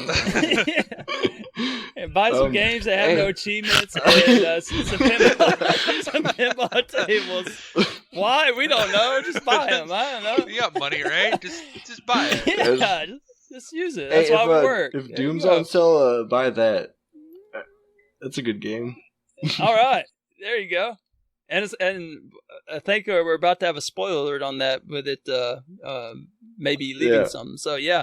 The one I was going to suggest was Pump BMX Pro. Yes, I realize most people played this when it was on Game Pass. It left Game Pass. Most people got all their points out of it before it left. At the time it left Game Pass, the Forsaken tournament was not at the stage that it was now. And I thought, well, I'll just hold on to these points in this game until it goes on sale, and I'll buy it, and then I'll just get the other 600, 700 points I got preloaded on it. But in order to have an effective preload, I think it's part of it is that you can actually access the game. I cannot access that game, so it's not much of a preload. But if it went on sale, hey, now we're back in business. So right now it's like $15, and it's just not worth it for 700 TAD, I guess. I don't know. We'll see how desperate I get. So, speaking of Game Pass, Chewie, what's coming to Game Pass? I'm glad you asked. Only one of the best games of the current generation. Ultimate Chicken Horse? Iron Snout? Iron Snout? No. So Rockstar are following up their surprise inclusion of GTA 5 in Game Pass with their most recent effort, Red Dead 2. Unfortunately, the side effect of that is that GTA 5 is also leaving Game Pass. But that's not the story. That's not the headline. The headline is Red Dead 2 in Game Pass, which is a big get. So, just hypothetically, if there was somebody that never played the first one and has looked at the second one and saw that it really is not worth that much TAD for the amount of hours that you're supposed to put into it. So why would someone like that possibly play this game? I mean, if you're into your story-based games, amazing graphics, amazing atmosphere, fully immersive, if you're interested at all in cowboys and that period of American history, it's just a really great, slice of Americana. What does it bring to the table that Westerado does not bring to the table? I just started that one too. It simulates being a cowboy. It is almost Cowboy Simulator 2018 or whenever it came out. It is to the nth degree about being a cowboy. Like, take care of your horse. You have to brush it. You have a rapport with your horse. You have a you can't just hop on a horse and it'd be the same. It's like a simulacra of being a cowboy. It is. You'll get into a gunfight, and then you'll realize that you can't shoot your gun because it's jammed up because you forgot to clean it. Oh God, this sounds terrible. Yeah. So this is like you can't fast travel. simulator. I'm not a fan of that stuff. To be honest, I feel like that stuff is a little bit overplayed because that stuff is semi-optional. You can play the game and not really do most of that stuff. It's kind of an additional choice if you really want to get fully immersed and go down that route, but you can kind of ignore that stuff and still just play it for fun. The story is worth it alone. It's really... I need to go back to it. I bought it because I just end up buying things and then they become on Game Pass, but it's really good. I really enjoyed it. It's like a really good hunting sim and a poker sim, and like you can play poker. You can just do that all day if you wanted to. Or you just go to the karaoke bar. If you go to the karaoke bar, all will be revealed. I don't know. It just doesn't appeal to me, I guess. I don't get why people would want to bog down in all those details. That's part of the fun of gaming, is just go, escape real life-ish stuff. But I mean, not that you can't be people a cowboy. are going around with a musket. Yeah, not that people are running around with muskets or anything, but at least not around here they are. But I don't know. It just doesn't. Did you ever play Far Cry 2? No. So in Far Cry 2, your player character has malaria. Okay, Yeah. and throughout the game, you have to remember to keep your malaria medicine supply stocked, because at any point you could get very, very sick from your malaria, and it is really annoying because it keeps happening in the middle of like a gunfight with like a whole gang of people. You'll just be like, "Oh, the malaria! It is not. You die from dysentery. There is nothing in Red Dead Redemption 2. All of the detail they provide is anywhere near that level of annoying. It's background detail, and you can choose to do it or you can kind of ignore it. So I wouldn't use that as a barrier for entry. No, it's just if you're like, and I always end up playing as like the cowboy characters. So for me, it was just really cool to kind of have this perfect, because like try as you might, it is escaping from reality. You can't just go to like 1885 Hill Valley and shoe horses with Doc Brown as much as you'd like to. Yeah, just once a week. Yeah. But, yeah. All right. Well, I'll consider it. Okay, I'll consider it. I'm not doing play it. All right. So, Vulgar, what do you think's going to come to Game Pass? What's been recently added, I guess? Okay, well, recently added, looks like we have Hyperdot, which is a game that's kind of on my radar. It looks like it's a lot of fun, kind of action-y kind of deal. So do that. Levelhead, which I actually have started. It's like Mario. It's the closest we're ever going to get to Mario Maker on the Xbox. That has a Discord as well. Shout out to the fine folks at Levelhead. That's going to be difficult to complete, but it looks like a lot of fun. I'm super hyped for Streets of Rage 4. I am a massive Streets of Rage. Like, I had a Genesis as a kid. Streets of Rage 2 was my jam. I was the weird guy that played a skate. So I'll be playing Streets of Rage 4. And then we have Moving Out, which is based on the song by Billy Joel. It's a Billy Joel simulator. You play all of his hits with or without Elton John. It's a companion piece, scenes from an Italian restaurant. But I believe Moving Out is a co-op kind of. I don't know. I haven't played it, but I think it's your moving company. Yeah. So my GTASC partner Lego Head has been playing this. It's kind of like Overcooked. It's a spiritual kind of similar kind of game to Overcooked. Like you say, co-op. You have to kind of manage this moving out company. Unfortunately, though, it is local co-op only. So yeah, unfortunately, I think that kills it for me. Yeah, same. Well, and for those of you that are in this Forsaken tournament, just be aware that thing's decaying worse than a banana on a hot summer day, man. It's like, it started at, I don't know, about 8,000, and last I looked, it was in the 6,000, barely, maybe in 5,000s by now. But so if you go for that one, just know that it's gonna decay like a mofo. Or if you're in Team Chaos, be a part of the decay. Join in, decay it further, ruin a GTASCTT's day. Yeah, jerk. All right. Well, let's see. Several things are leaving Game Pass. Dino, why don't you tell us? Yeah. So, Doom's leaving. Oh no! Yeah, you just told us all about that. What a shocker! It's a gasp. It's a great game. Hop on that before it leaves. What we got? We got Mega Man Legacy Collection 2 leaving. The worst Mega Man games. Is it? I hear that he's a. Did you know he's a robot? He's a robot. Yeah, that's 7 through 10, I think. Yeah. The worst Mega Man games. Oh. Sorry. Well, I don't know much about a series, but I'll take your word for it. I've played a couple Mega Man. I dabbled. Sorry. And then we got Metal Gear Survive. I've heard that's bad. I've heard bad things about that. Well, good. Get it out of Game Pass. We don't need it. Get out of here. We got the Banner Saga. I almost started that the other day. I've played it on Steam. It's a lot of fun. Yeah. That one has been Games with Gold as well, I believe. That's like a strategy game, right? Yeah. It's like turn-based. It's either turn-based or real-time. It's a tactical kind of strategy game where you're on a board. Okay. And you also have to, there's like kind of survival. You have to make choices because you're in like a caravan. It's really good. I'd check it out. All right. If you're into those kind of things. And here's Vulgar's favorite game is leaving, the Lego Ninjago movie video game. Hey, you leave Lego Ninjago alone. That game is legit.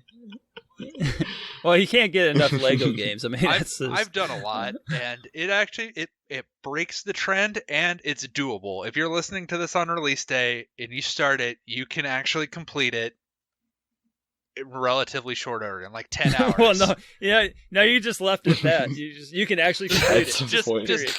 Period. Just edit that part out, and just like you can complete it. And then, okay. Yeah, one question. Does it have gold bricks? Oh, yeah. Oh, God. No, sorry. Is the Space Pope reptilian? Yeah. I have no idea, but okay. We got Wolfenstein 2, the new Colossal. Not as good as the first one, in my opinion. And then Grand Theft Auto 5 is the last one leaving. Oh. That's so Doom's leaving. Yeah, right? Doom. It's worth mentioning that GTA 5 is leaving after only 4 months in Game Pass. Oh, really? Which suggests that possibly Red Dead will only last for 4 months as well. Yeah, maybe. I haven't heard much of Grand Theft Auto. Is that a big deal? Is that something people play? It's it's fun. It's a little indie game. I've never played any of them. So you're actually speaking my language there. I know you were probably making a joke, but I have only played maybe 20 minutes of one, and that was like back when I got it from Blockbuster. They sent it to me, and I played it for like 20 minutes, and I'm like, oh yeah, I'm not liking this one, and so I sent it back, and that's the extent I've ever played Grand Theft Auto, any of them. I don't even know which one it was. It was one of the ones where you run around killing people with cars. I feel like I have to say that in my head, Elroy is Trevor from Grand Theft Auto 5. No, I don't know if I see now you that. have to play that game just so you know the reference. Is that the guy that hangs out at karaoke? Karaoke. Yeah, he's karaoke. Yeah, no, you can totally complete it. All you need to do is hang out at the strip club for 5 hours and just keep tossing singles, and you will unlock every achievement. Oh wow! I'll look the guide up for that one too. Yep. All right. Well, what's leaving, or actually it's already gone. So sorry, Runner. I think I mentioned that one already. Yeah, you should have played that when you had a chance. That's a really fun one. Bomber Crew, fly planes, drop stuff on targets. Didn't play that one. It just wasn't worth the investment. It was only like 1,200 difference. So I was like, I'll let that one ride. So, let's see. Games with Gold. It's May now. We have Games with Gold. What's our new games, Dino? All right. V-Rally. Are we working you too hard? Are you okay? No, I'm good. I'm good. Oh, yeah, you all right, man? V-Rally 4 is one of the games, and Warhammer 40,000 Inquisitor Marty. I know that. I know Marty. Inquisitor Marty. Yeah. Marty, we gotta get the Space Marines, Marty. Well, this guy, he's beyond Marty. He's Martier. I mean, I hate to see who's the Martiest. Beyond Marty. All right, I don't know what either of those are. Sounds great. They're free, so go get them. What about on the 360, Chewie? You got anything in there? They're really scraping Some the barrel. DLC? So I don't know if you ever played back in the Amiga days, a little gem called Sensible World of Soccer. Nope. So that one is a little arcade title. That's going to be Games with Gold May 1st to 15th. And then Overlord 2 is the second half of the month. And that is, I believe, where you play an evil overlord who controls lots of little minions doing dastardly deeds. Yep, you are absolutely correct. Yep, evil Pikmin is how I've described Overlord 2. Yeah, I'm actually looking forward to that one because I had considered buying that one because I played the one on the Xbone and I went through it and it's not bad. It's kind of a dungeon crawler, kind of Diablo-esque where you play the bad guy kind of a thing. And so I have several I have about 800 preloaded on it, so I'm actually further along than it looks. But it's a cool little game. Yeah, so I'm excited for that one. If it's anything like it, I assume it is. I don't know. Maybe it's the same game. I don't know. I never played 2. I played the original, but I never actually played 2. And Sensible World of Soccer is, well, it's free, so pick it up. But there you go. Shoutouts for Facial. What about helping me out with that? What was it called? Dungeon Keeper? Did y'all ever play Dungeon Keeper? Classic. It's kind of the same concept. Right? Yeah, it's kind of the same concept. Like the heroes are getting in the way and you're trying to kill them. That's kind of what Overlord is. So if Dungeon Keeper was your jam, try out Overlord. So. All right, that takes us to contest. Gamer Tag Challenge. I don't know anything about it, so go to Discord. I never do it. Is any of y'all? Do y'all ever do the name? It's a me. It's a me, Chewie. Yeah. Oh, awesome. So to celebrate Star Wars month, I guess. The gamer tag this month is Chewie on Ice. So lots of E's. Sorry about that, guys. Eyes and E's. But the bonus game is, and I'm being very generous here, the bonus game is any Star Wars game. So if you unlock an achievement in May in any Star Wars game, or you have already completed any Star Wars game, that will count towards your bonus. Do Lego Star Wars games count? If the word Star Wars is in the title, you are golden. All right. How about Star Balls? Get out. Can I play an original Xbox game? Does that count? Anything that we can track that has achievements in it. Okay. Oh, damn it! There are some easy, quick ones out there. So I mean, you only need to get one achievement. It's easy. And Lego Star Wars 3 is on Game Pass. Perfect. Beautiful. Oh, there you go. Probably has iRacers. The bonus is a fun one for me anyway. You have to get an achievement that has the letters A, R, M together. For pull. I like that. So if you get any achievement where the letters A, R, M appear sequentially, either as independent words or within a word, then you get 1 bonus point. If you get an achievement that has the letters A, R, M, S, then you get 2 bonus points for that achievement. Each achievement you get can only be in one game, so you can't use the same game multiple times. If that makes sense. So what I want you guys to do is go and grab me some arms. That's awesome. It is brilliant. I like that. Yeah, it's a great bonus. Koosh came up with that one. There's all kinds of achievements. I mean, you got Army, you got Harm, Charm, all kinds of Call to arms. Yeah, it's brilliant. Awesome. Oh, you definitely go with Charm, especially for Chewie's sake, because you know the Lucky Charms. Yeah, they're always after me, Lucky Charms. Nailed it. So nailed the accent. You did. All right. Hi guys, Chewie here. I forgot to mention when I was recording on the panel that I'm offering $10 or regional equivalent to anyone who brings me the most arms. That's anyone who earns the most bonus points. And this time we won't be letting the Wookiee win. So that brings us to our GTASCTT 2020. So I'm going to tell you what happened, what didn't happen on the individual side, and then I'll let our boy Chewie take it from there. So it was a rough week for us, but what didn't happen would have probably been even worse.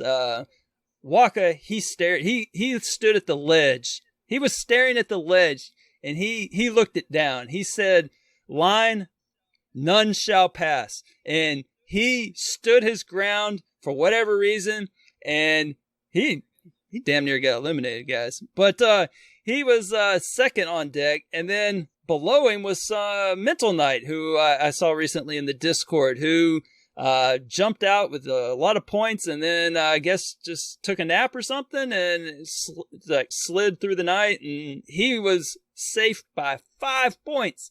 And had he gone down, I'm not sure anybody would have gone down with more bonuses, because I believe, I'm not mistaken, he had 20 bonuses. So that would have been pretty catastrophic for him. So, so congrats to both of them. I am sure that you will need to change your shorts, because I think I almost pooped the bed for Waka. I was like, "No, Waka, no, don't do it, man. No." I don't know, man. I can't imagine how bad they felt, especially Mental Knight. Oof, he probably didn't even want to talk about it. But so what did happen, Chewie? No comment. Yes. What? No, I didn't go to Dinobull. What? Yeah. So he's not in the Discord, but my teammate Lego Head 1977 was unfortunately eliminated in the prime of his youth. But I will contest that it was his decision to go out. He chose to fall on his sword. He said, going into the cutoff, he said, "I'm aiming for 25th, which was the one right below cutoff." He did push out some Nintendo Switch Minecraft, but there came a point where he decided to actually stop scoring, take the loss, and save the rest of that sweet TAD for next week, which he did very honorably. So he committed Hurry Curry for the team. That's amazing. Yeah.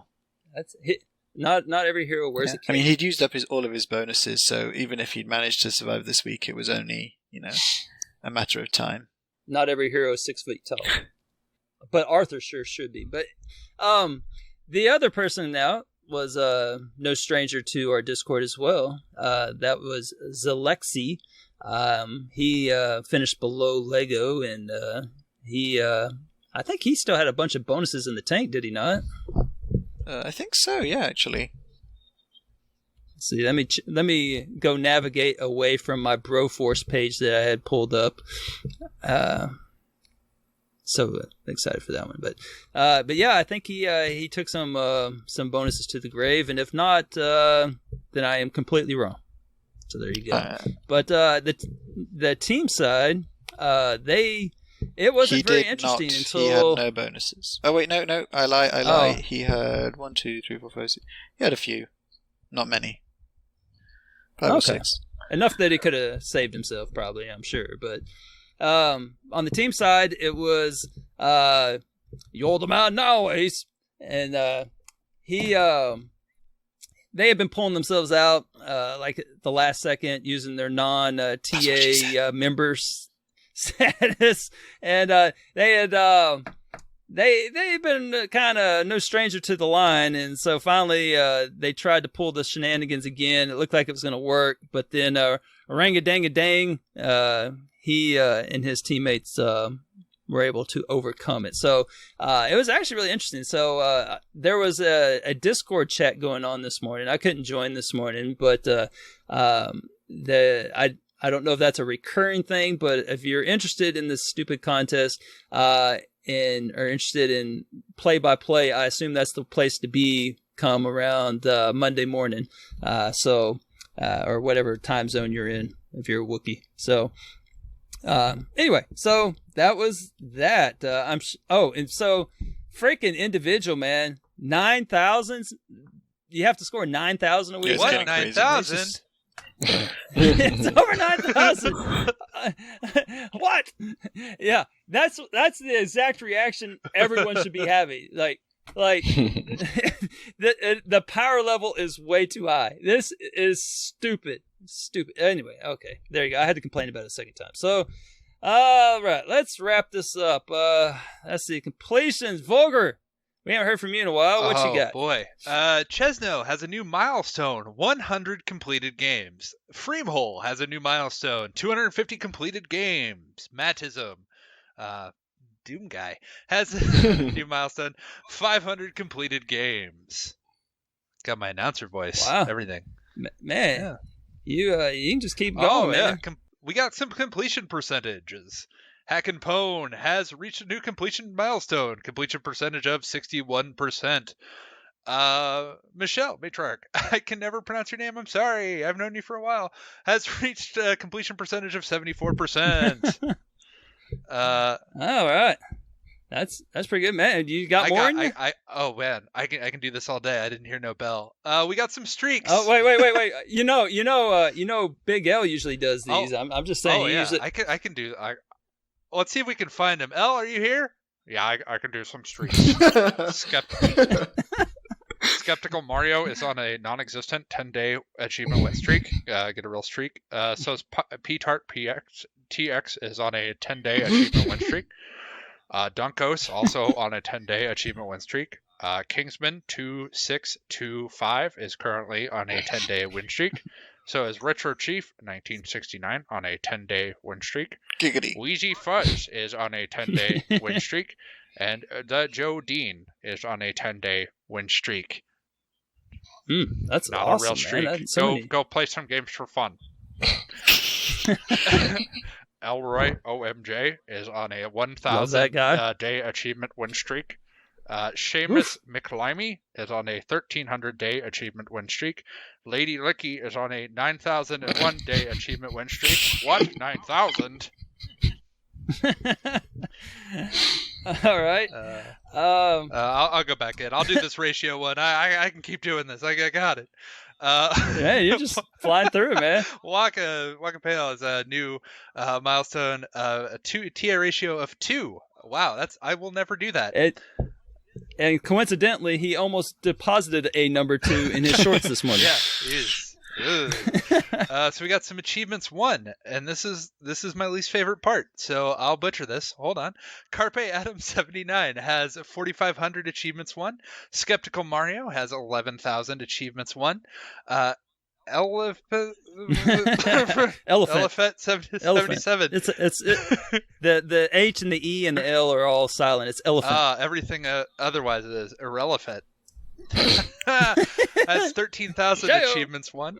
Wheezy Fuzz has 14,500 achievements won, 14,500. Seamus McLeamy has 15,000 achievements won. Chewie on Ice, whoever that guy is, has 18,000 achievements won. MVP. Yeah, except for winning in challenges. Sick burn, bro. Iazo has 18,000 achievements won, and the Joe Dean has 22,500 achievements won. Dang. That's awesome, man. All right. Oh my gosh, there's more. But wait, there's more. How about Chewie, man? Give us a break. Okay, here we go. We don't want him to pass out on accents. So, we're going to Gamerscore now. Carpe Adam reached 200,000 Gamerscore, and he did it with an amazing achievement. So, Carpe Adam hit 200,000 with Adam May Yet Surprise You in Adam's Venture Origins. That is a heck of a lot of Wow. Oh yeah. I don't get it. That is brilliant. Great work, Carpe Adam. Tropan has got 500,000 Gamerscore, and Jimbot UK, the GTASCTT rival, has got 850,000 Gamerscore. Big numbers. Moving on to TA score, Saucy Slingo, 500,000 TA. Dunkos, 650,000 TA, and Koosh Moose has 750,000 TA. Now, we gotta go back to Dino so he doesn't fall asleep on us or something. Okay. We were working him hard earlier. I don't want him to think he got off you. Yeah, it's real hard. I gotta read stuff. Oh, God. I gave you the easiest one. The easiest one? That's I gotta read Kingsman like 5 times. Okay, so Chisno is now... Chisno is now in the top 1,000 of the England True Achievement leaderboard for fighting. Fufu Cully Poof is now in the top 1,000 of the Gamer Score leaderboard for Xbox One management. Jimbot UK is now in the top 5 of the True Achievement leaderboard for Xbox One Action. Black is now 3rd in the Nova Scotia True Achievement leaderboard for Sandbox. Black is now in the top 50 of the Canada True Achievement leaderboard for Sandbox. Heckin' Pone is now in the top 50,000 of the TA Difference leaderboard. Here we go. Kingsman is now in the top 200 of the USA Gamerscore leaderboard for Sandbox. Kingsman is now in the top 500 of the Gamerscore leaderboard for Sandbox. Kingsman is now in the top... Wind him up. Kingsman is now in the top 5 of the Washington Gamerscore leaderboard for Dodgeball. Kingsman is now in the top 50 of the USA Gamerscore leaderboard for Dodgeball. Kingsman is now in the top 200 of the Gamerscore leaderboard for Dodgeball. You can dodge a wrench. I'm actually interested in that. I'm actually interested in that because that's my genre, man. I'm about to go make sure he ain't intruding on me here. There's a lot of Dodgeball. Yeah, Dodgeball. It's a big genre. Yep. Okay. Next page. Oh, there's another page. No, there's another page. For real? What? 4 more pages.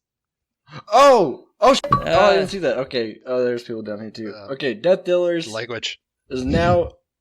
Am I reading this too? Yeah. Yeah. Okay. Oh, yeah. All right. Sure. What you got? Death Dealers is now in the top 100 of the Ohio True Achievement leaderboard for management. Death Dealers is now in the top 100 of the Ohio Gamerscore leaderboard for management. Vulgar Latin is now 3rd in Nebraska Gamerscore leaderboard. Sweet. Yeah. Hey, I love that guy. He's my favorite. I'm not reading these last two. I don't know about these last two here. I don't know about this. I don't know about this best rookie thing. I don't know about that. Well, that leads us into the last bit, which is our trivia. since I didn't really plan too much ahead on the trivia, I do have one for you. So, much like last time, the answer is not 7 this time, Vulgar. But the question is, how many achievements are there that have the word chew in them? CHEW. Not chewy, just chew. Did we send the message to you? No, you can just tell. Oh. I don't think anybody's going to pick the same numbers, are they? Is this Price is Right rules? No, you can go over all you want. Oh, boy. Chew, huh? Yeah. $1. 1? Okay. Was that 1 or 100? No, I don't know. Let's go with 513. Okay. 510. What the fuck? Do they not have that show in the UK? All right. Four, Dino, I guess you're the one. 4. What do y'all? How many achievements do you think exist out there? Y'all are the.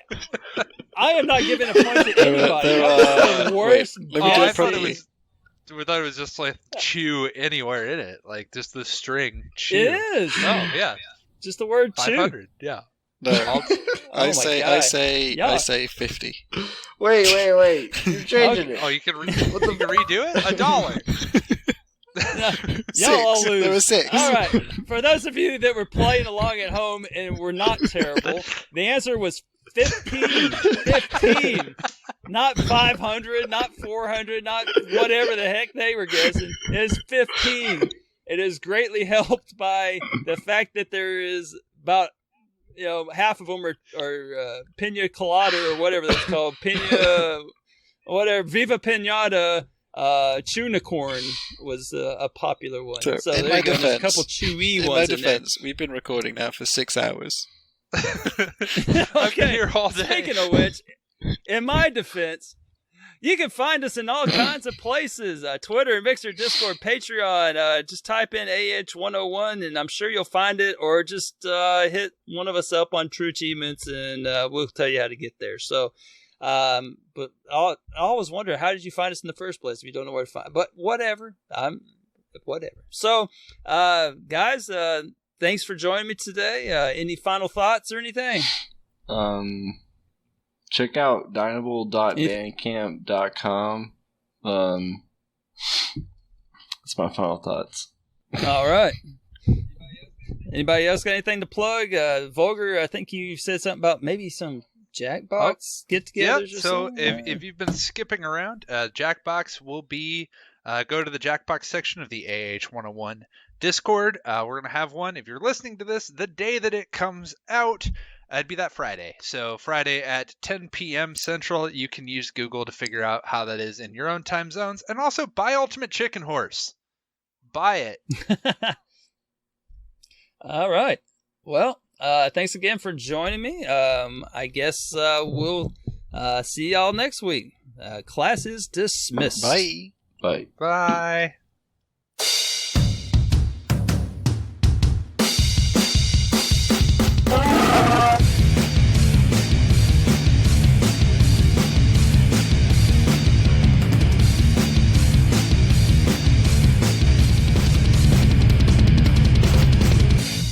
Hello and welcome to the next thrilling installment of Chewie's Challenge Championship.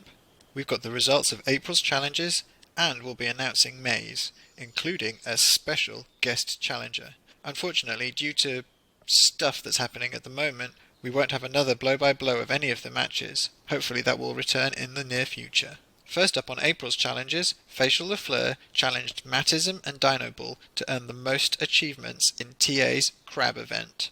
By the end of the event, Dinobull had only managed 3 achievements, while Mattism had secured a respectable 15. But what of Facial? Well, he got 0. Yep, the guy who issued the challenge managed to not earn anything in it, making Facial LaFleur this month's epic jobber.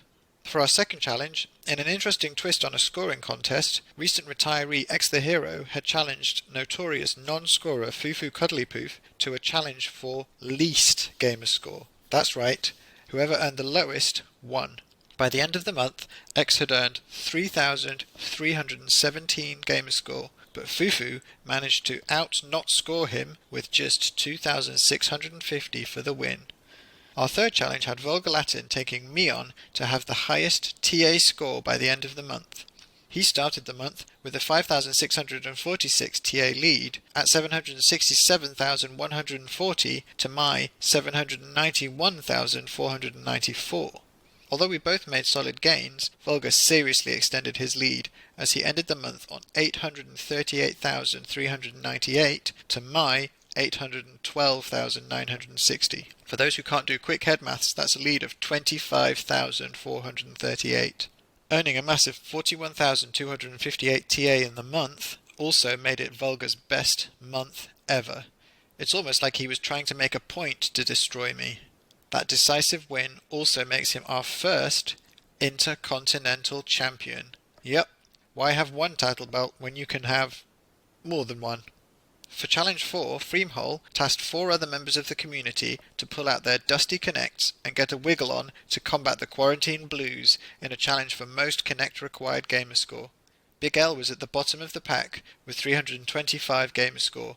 I got a little more with 370. Freem himself snagged 445, while Mr. Fitness ElroyOMJ pulled in a decent 620. But it was community old Retro Chief 1969 who completely slayed the competition with a massive 4,475 gamerscore, with the likes of Your Shape Fitness Evolved, Connect Sesame Street, Nickelodeon Dance, Harley Pasternak's Hollywood Workout, and Gillian Michaels' Fitness Adventure. I could only imagine how hard Retro Chief's washboard abs must be, or at least whatever pile of clothes he used to stand in for himself.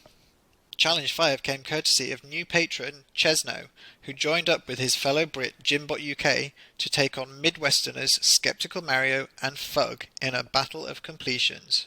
The two Americans pulled in adequate numbers, with Mario and Fug getting 10 and 12 for a total of 22 completions. But the Brits were playing for keeps as Jimbot managed to match the competitors' total at 22, and Chesno made a massive completion push with 41, putting the team at an impressive 63 completions.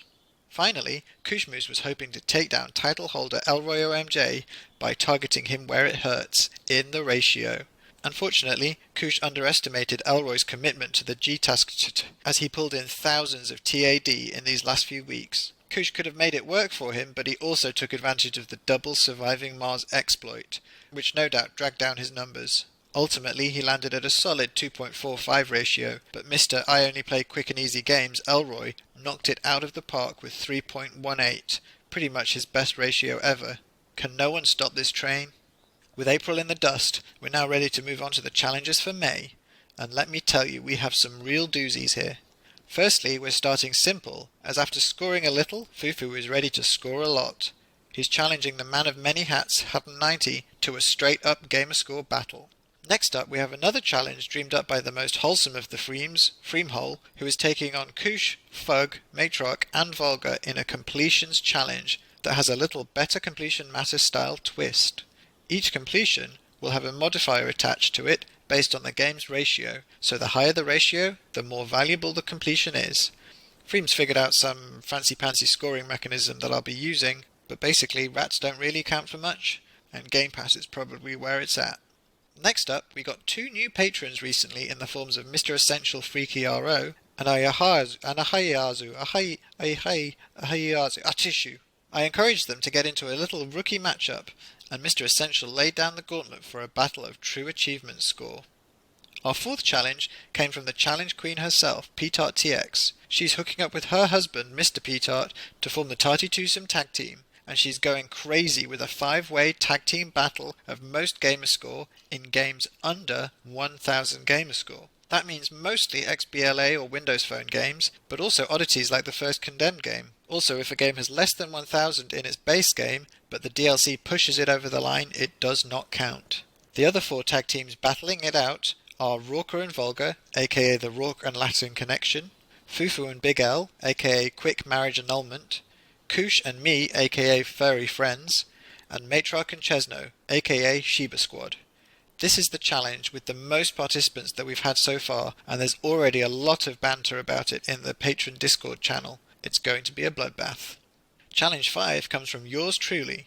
It's a Brit Pack Battle Royale, as I'm challenging fellow Brits from the community, Chesno, Eliphalet, LA Jester, Hatton, Jimbot, Danny JJ, and new community member Simpso to earn the most achievements that begin with any of the following letters: C, U, P, O, F, T, E, A. That's right, the Brits all need to have a cup of tea. Letters don't need to be earned sequentially, and it doesn't have to be a complete set to win. This is purely the total number of any of those individual letters. Whoever wins this challenge earns the right to go up against the new Intercontinental belt holder Vulgar Latin in June. Finally, we have our title match against seemingly endless belt holder ElroyOMJ. To introduce the challenge, we have a special guest in the studio, our own Million Gamer Score man, X the Hero. Welcome, X. How are you doing? I am fantastic. How you doing, Mr. Chewie? I am always well when I'm in the company of greatness. Oh. Yes, I'm buttering you up because I may have a bias in this match. Uh-oh. Yeah. You got to take him down, man. You just got to take him down. I am here to hopefully do just that. Let's get right down to it then. Why don't you tell us a little bit about the challenge you are issuing against the reigning champ? All right, so the challenge is... Well, the short version is it's an Achievements Won contest. Number of achievements won in the month, but it's not as simple as that. There is a twist that I came up with that I'm actually kind of proud of this twist. So every achievement that Elroy and myself win will be worth a certain number of points. And the point value is determined on the community rating on TA for the game. So if a game, I don't have the numbers in front of me, but if a game has a 3.2 star rating, those achievements are worth 1 point each. But then a game with a 4.7 star rating, those are worth 4 points each, I believe. Ooh. So if you play a 5-star game with 10 achievements, you've only gotten 40 points. But if you play a 3-star game with 70 achievements, you just got 70 points. Wow. So the twist is that you have to play a lot of games, and those games have to be good games. Good games. Now, what happens if you play a bad game? I'm glad you brought that up. The flip side is anything below 3 stars, so 2.99 overall and down, you lose points.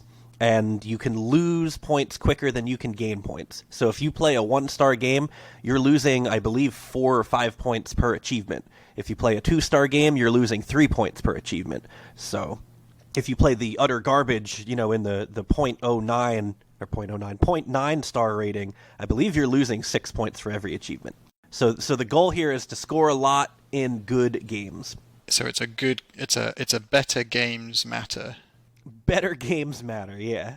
So yeah, that's a really interesting and unique challenge. So just to reiterate, achievements won, but, and it's a big but, with a rating modifier. So the higher the rating, the more points you get. The lower rating, you may even lose points. I'm looking forward to doing the maths on that one. It is going to be a lot of cross-referencing and data checking and maths, but great I'm fun. sure our Wookiee host will manage. I will try manage, and I'm sure you will correct me if I get it horrendously wrong. So how long have you been working with Elroy on the podcast for now? Elroy was the first guy I ever worked with on the podcast, actually. I think we've said this a couple times, but he reached out to me on TA randomly to celebrate my 600,000 milestone. Just said, hey, how you doing? Probably in June, July 2018, and we started chatting, and then he invited me to the Discord, and then I guess I fit in, and then they're like, hey, why don't you be a guest star on, I think, episode 7? So I guest starred, and then the very next week, they're like, yep, you're in. So you've recorded many different and varied segments over time, am I right? Oh, yeah. So would it be fair to say that you know each other pretty well at this point? I genuinely consider Elroy one of my best friends, even though we've never met, yeah. Intimately well, you might say. No, let's not use that word. Yeah, but what I'm getting at is if anyone can really get to the nitty-gritty and take him down, it's going to be the people closest to him, I feel. The people who know him the best. Keep your friends close and your enemies closer and all that? I mean, yeah, so far he's beaten off competitors in Gamerscore, first to complete a game, non-backwards compatible games, and even ratio. Can you believe Elroy beat anyone in ratio? I mean, it is getting to the end point of the GTASCTT, so it kind of makes sense that he's pulling in those big numbers. But even then, that was quite a shock for me. So, what makes you think a battle of good versus bad games will be the thing that will finally take him down? So, my logic is kind of skewed by pre-GTASCTT Elroy, where he enjoys just playing utter garbage, and I've actually chatted with him, like, do you enjoy playing these watching your numbers grow? Because that's, a thing I'm very familiar with in a former life, and he said, no, he genuinely enjoys those games because they remind him of his childhood. So, the point is that he plays a lot of bad games willingly, and in retirement, I'm playing good games willingly. Smart, I see. Very, very smart. So are you willing to share any of your tactics for the match, or are you going to keep them close to his chest? I'll be honest, I don't have any, hidden secret weapons or anything like that, but I'm just going to play like I have been playing, which is mostly AAA games that I have a lot of free time these days with quarantine, so I can just sort of crank them out and reap, 3-4 points per achievement. Mm-hmm. And then also, I just remembered, I have one bomb that I'm going to drop, but I'm not going to tell you. Ooh, I look forward to witnessing that on the stats as they come through. So finally, do you have any last words you'd like to say to Elroy before we sign off? Yeah, actually, his ratio, since you brought it up in GTASCTT and, all that, his ratio actually surpassed mine yesterday. So just a random congrats for your 1.43 now. I am at 1.4288. So I see. He's actually ahead of me. You're building him up before you tear him down. Just like the best nemesis, friend/enemy. That was my plan, but, you went and made it obvious. Yeah, brilliant. I'm really looking forward to seeing how this plays out, X, and I really hope, finally, we get to have a new title holder in the Chewie's X the champion. I'll change my gamer tag and everything. Brilliant. Well, thank you for coming on, and maybe we'll see you when we see how this thing plays out. All right. Looking forward to it. Thanks a lot. Be a good month. Cheers. Bye-bye. See ya. See ya. That's all for this month. Join us next month to find out the results of those challenges and hear what June has in store. Hopefully we'll also have another guest challenger and we'll be able to bring back the blow-by-blow action. If you'd like to get in on Chewie's Challenge Championship, just reach out to me on the AH101 Discord or on TA. I'm Chewie on Ice and this has been Chewie's Challenge Championship.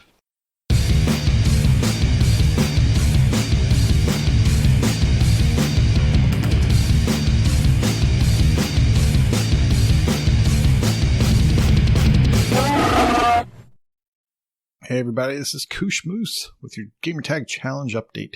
The month of April is now over, and the tag was High Road V2. The challenge were games that were the second in the series and contained the Arabic numeral 2 in the title. We have a winner, but first, some stats.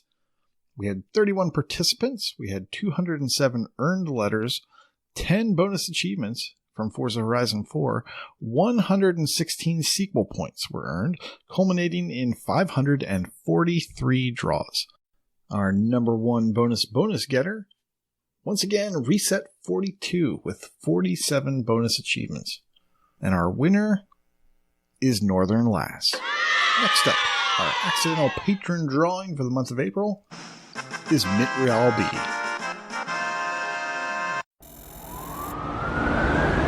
Get up, puppy. They hacked your brain. They took your brother. Sent you to kill a man.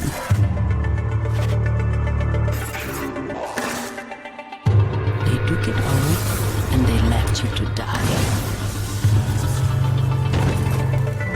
Here we are, puppy. Together. At the bottom.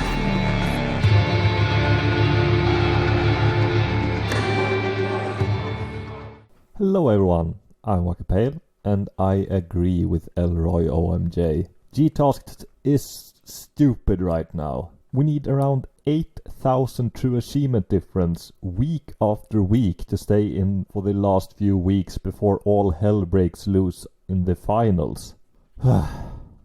Did you pick up Ruiner in a sale before it left Game Pass? If so, good for you. Ruiner is a very inflated cyberpunk shoot-em-up starring a multiple times mind-hacked man referred to as Puppy by his current master. It is a very violent tale with no good sides, only baddies fighting each other. The color palette is mostly shades of red and black, and the game is fairly short, with the final achievement requiring you to do a speed run in less than 1 hour. I didn't manage to do that myself before it left Game Pass, but I found the 1 hour speedrun to be the only difficult achievement in the game. If you want score fast, I recommend you start Ruiner at the easiest difficulty setting and play through it without dying. If you die, you can just dashboard and get back into the action. The checkpoints are very frequent, so you are unlikely to lose much progress. Make sure you do the collectibles on your first run,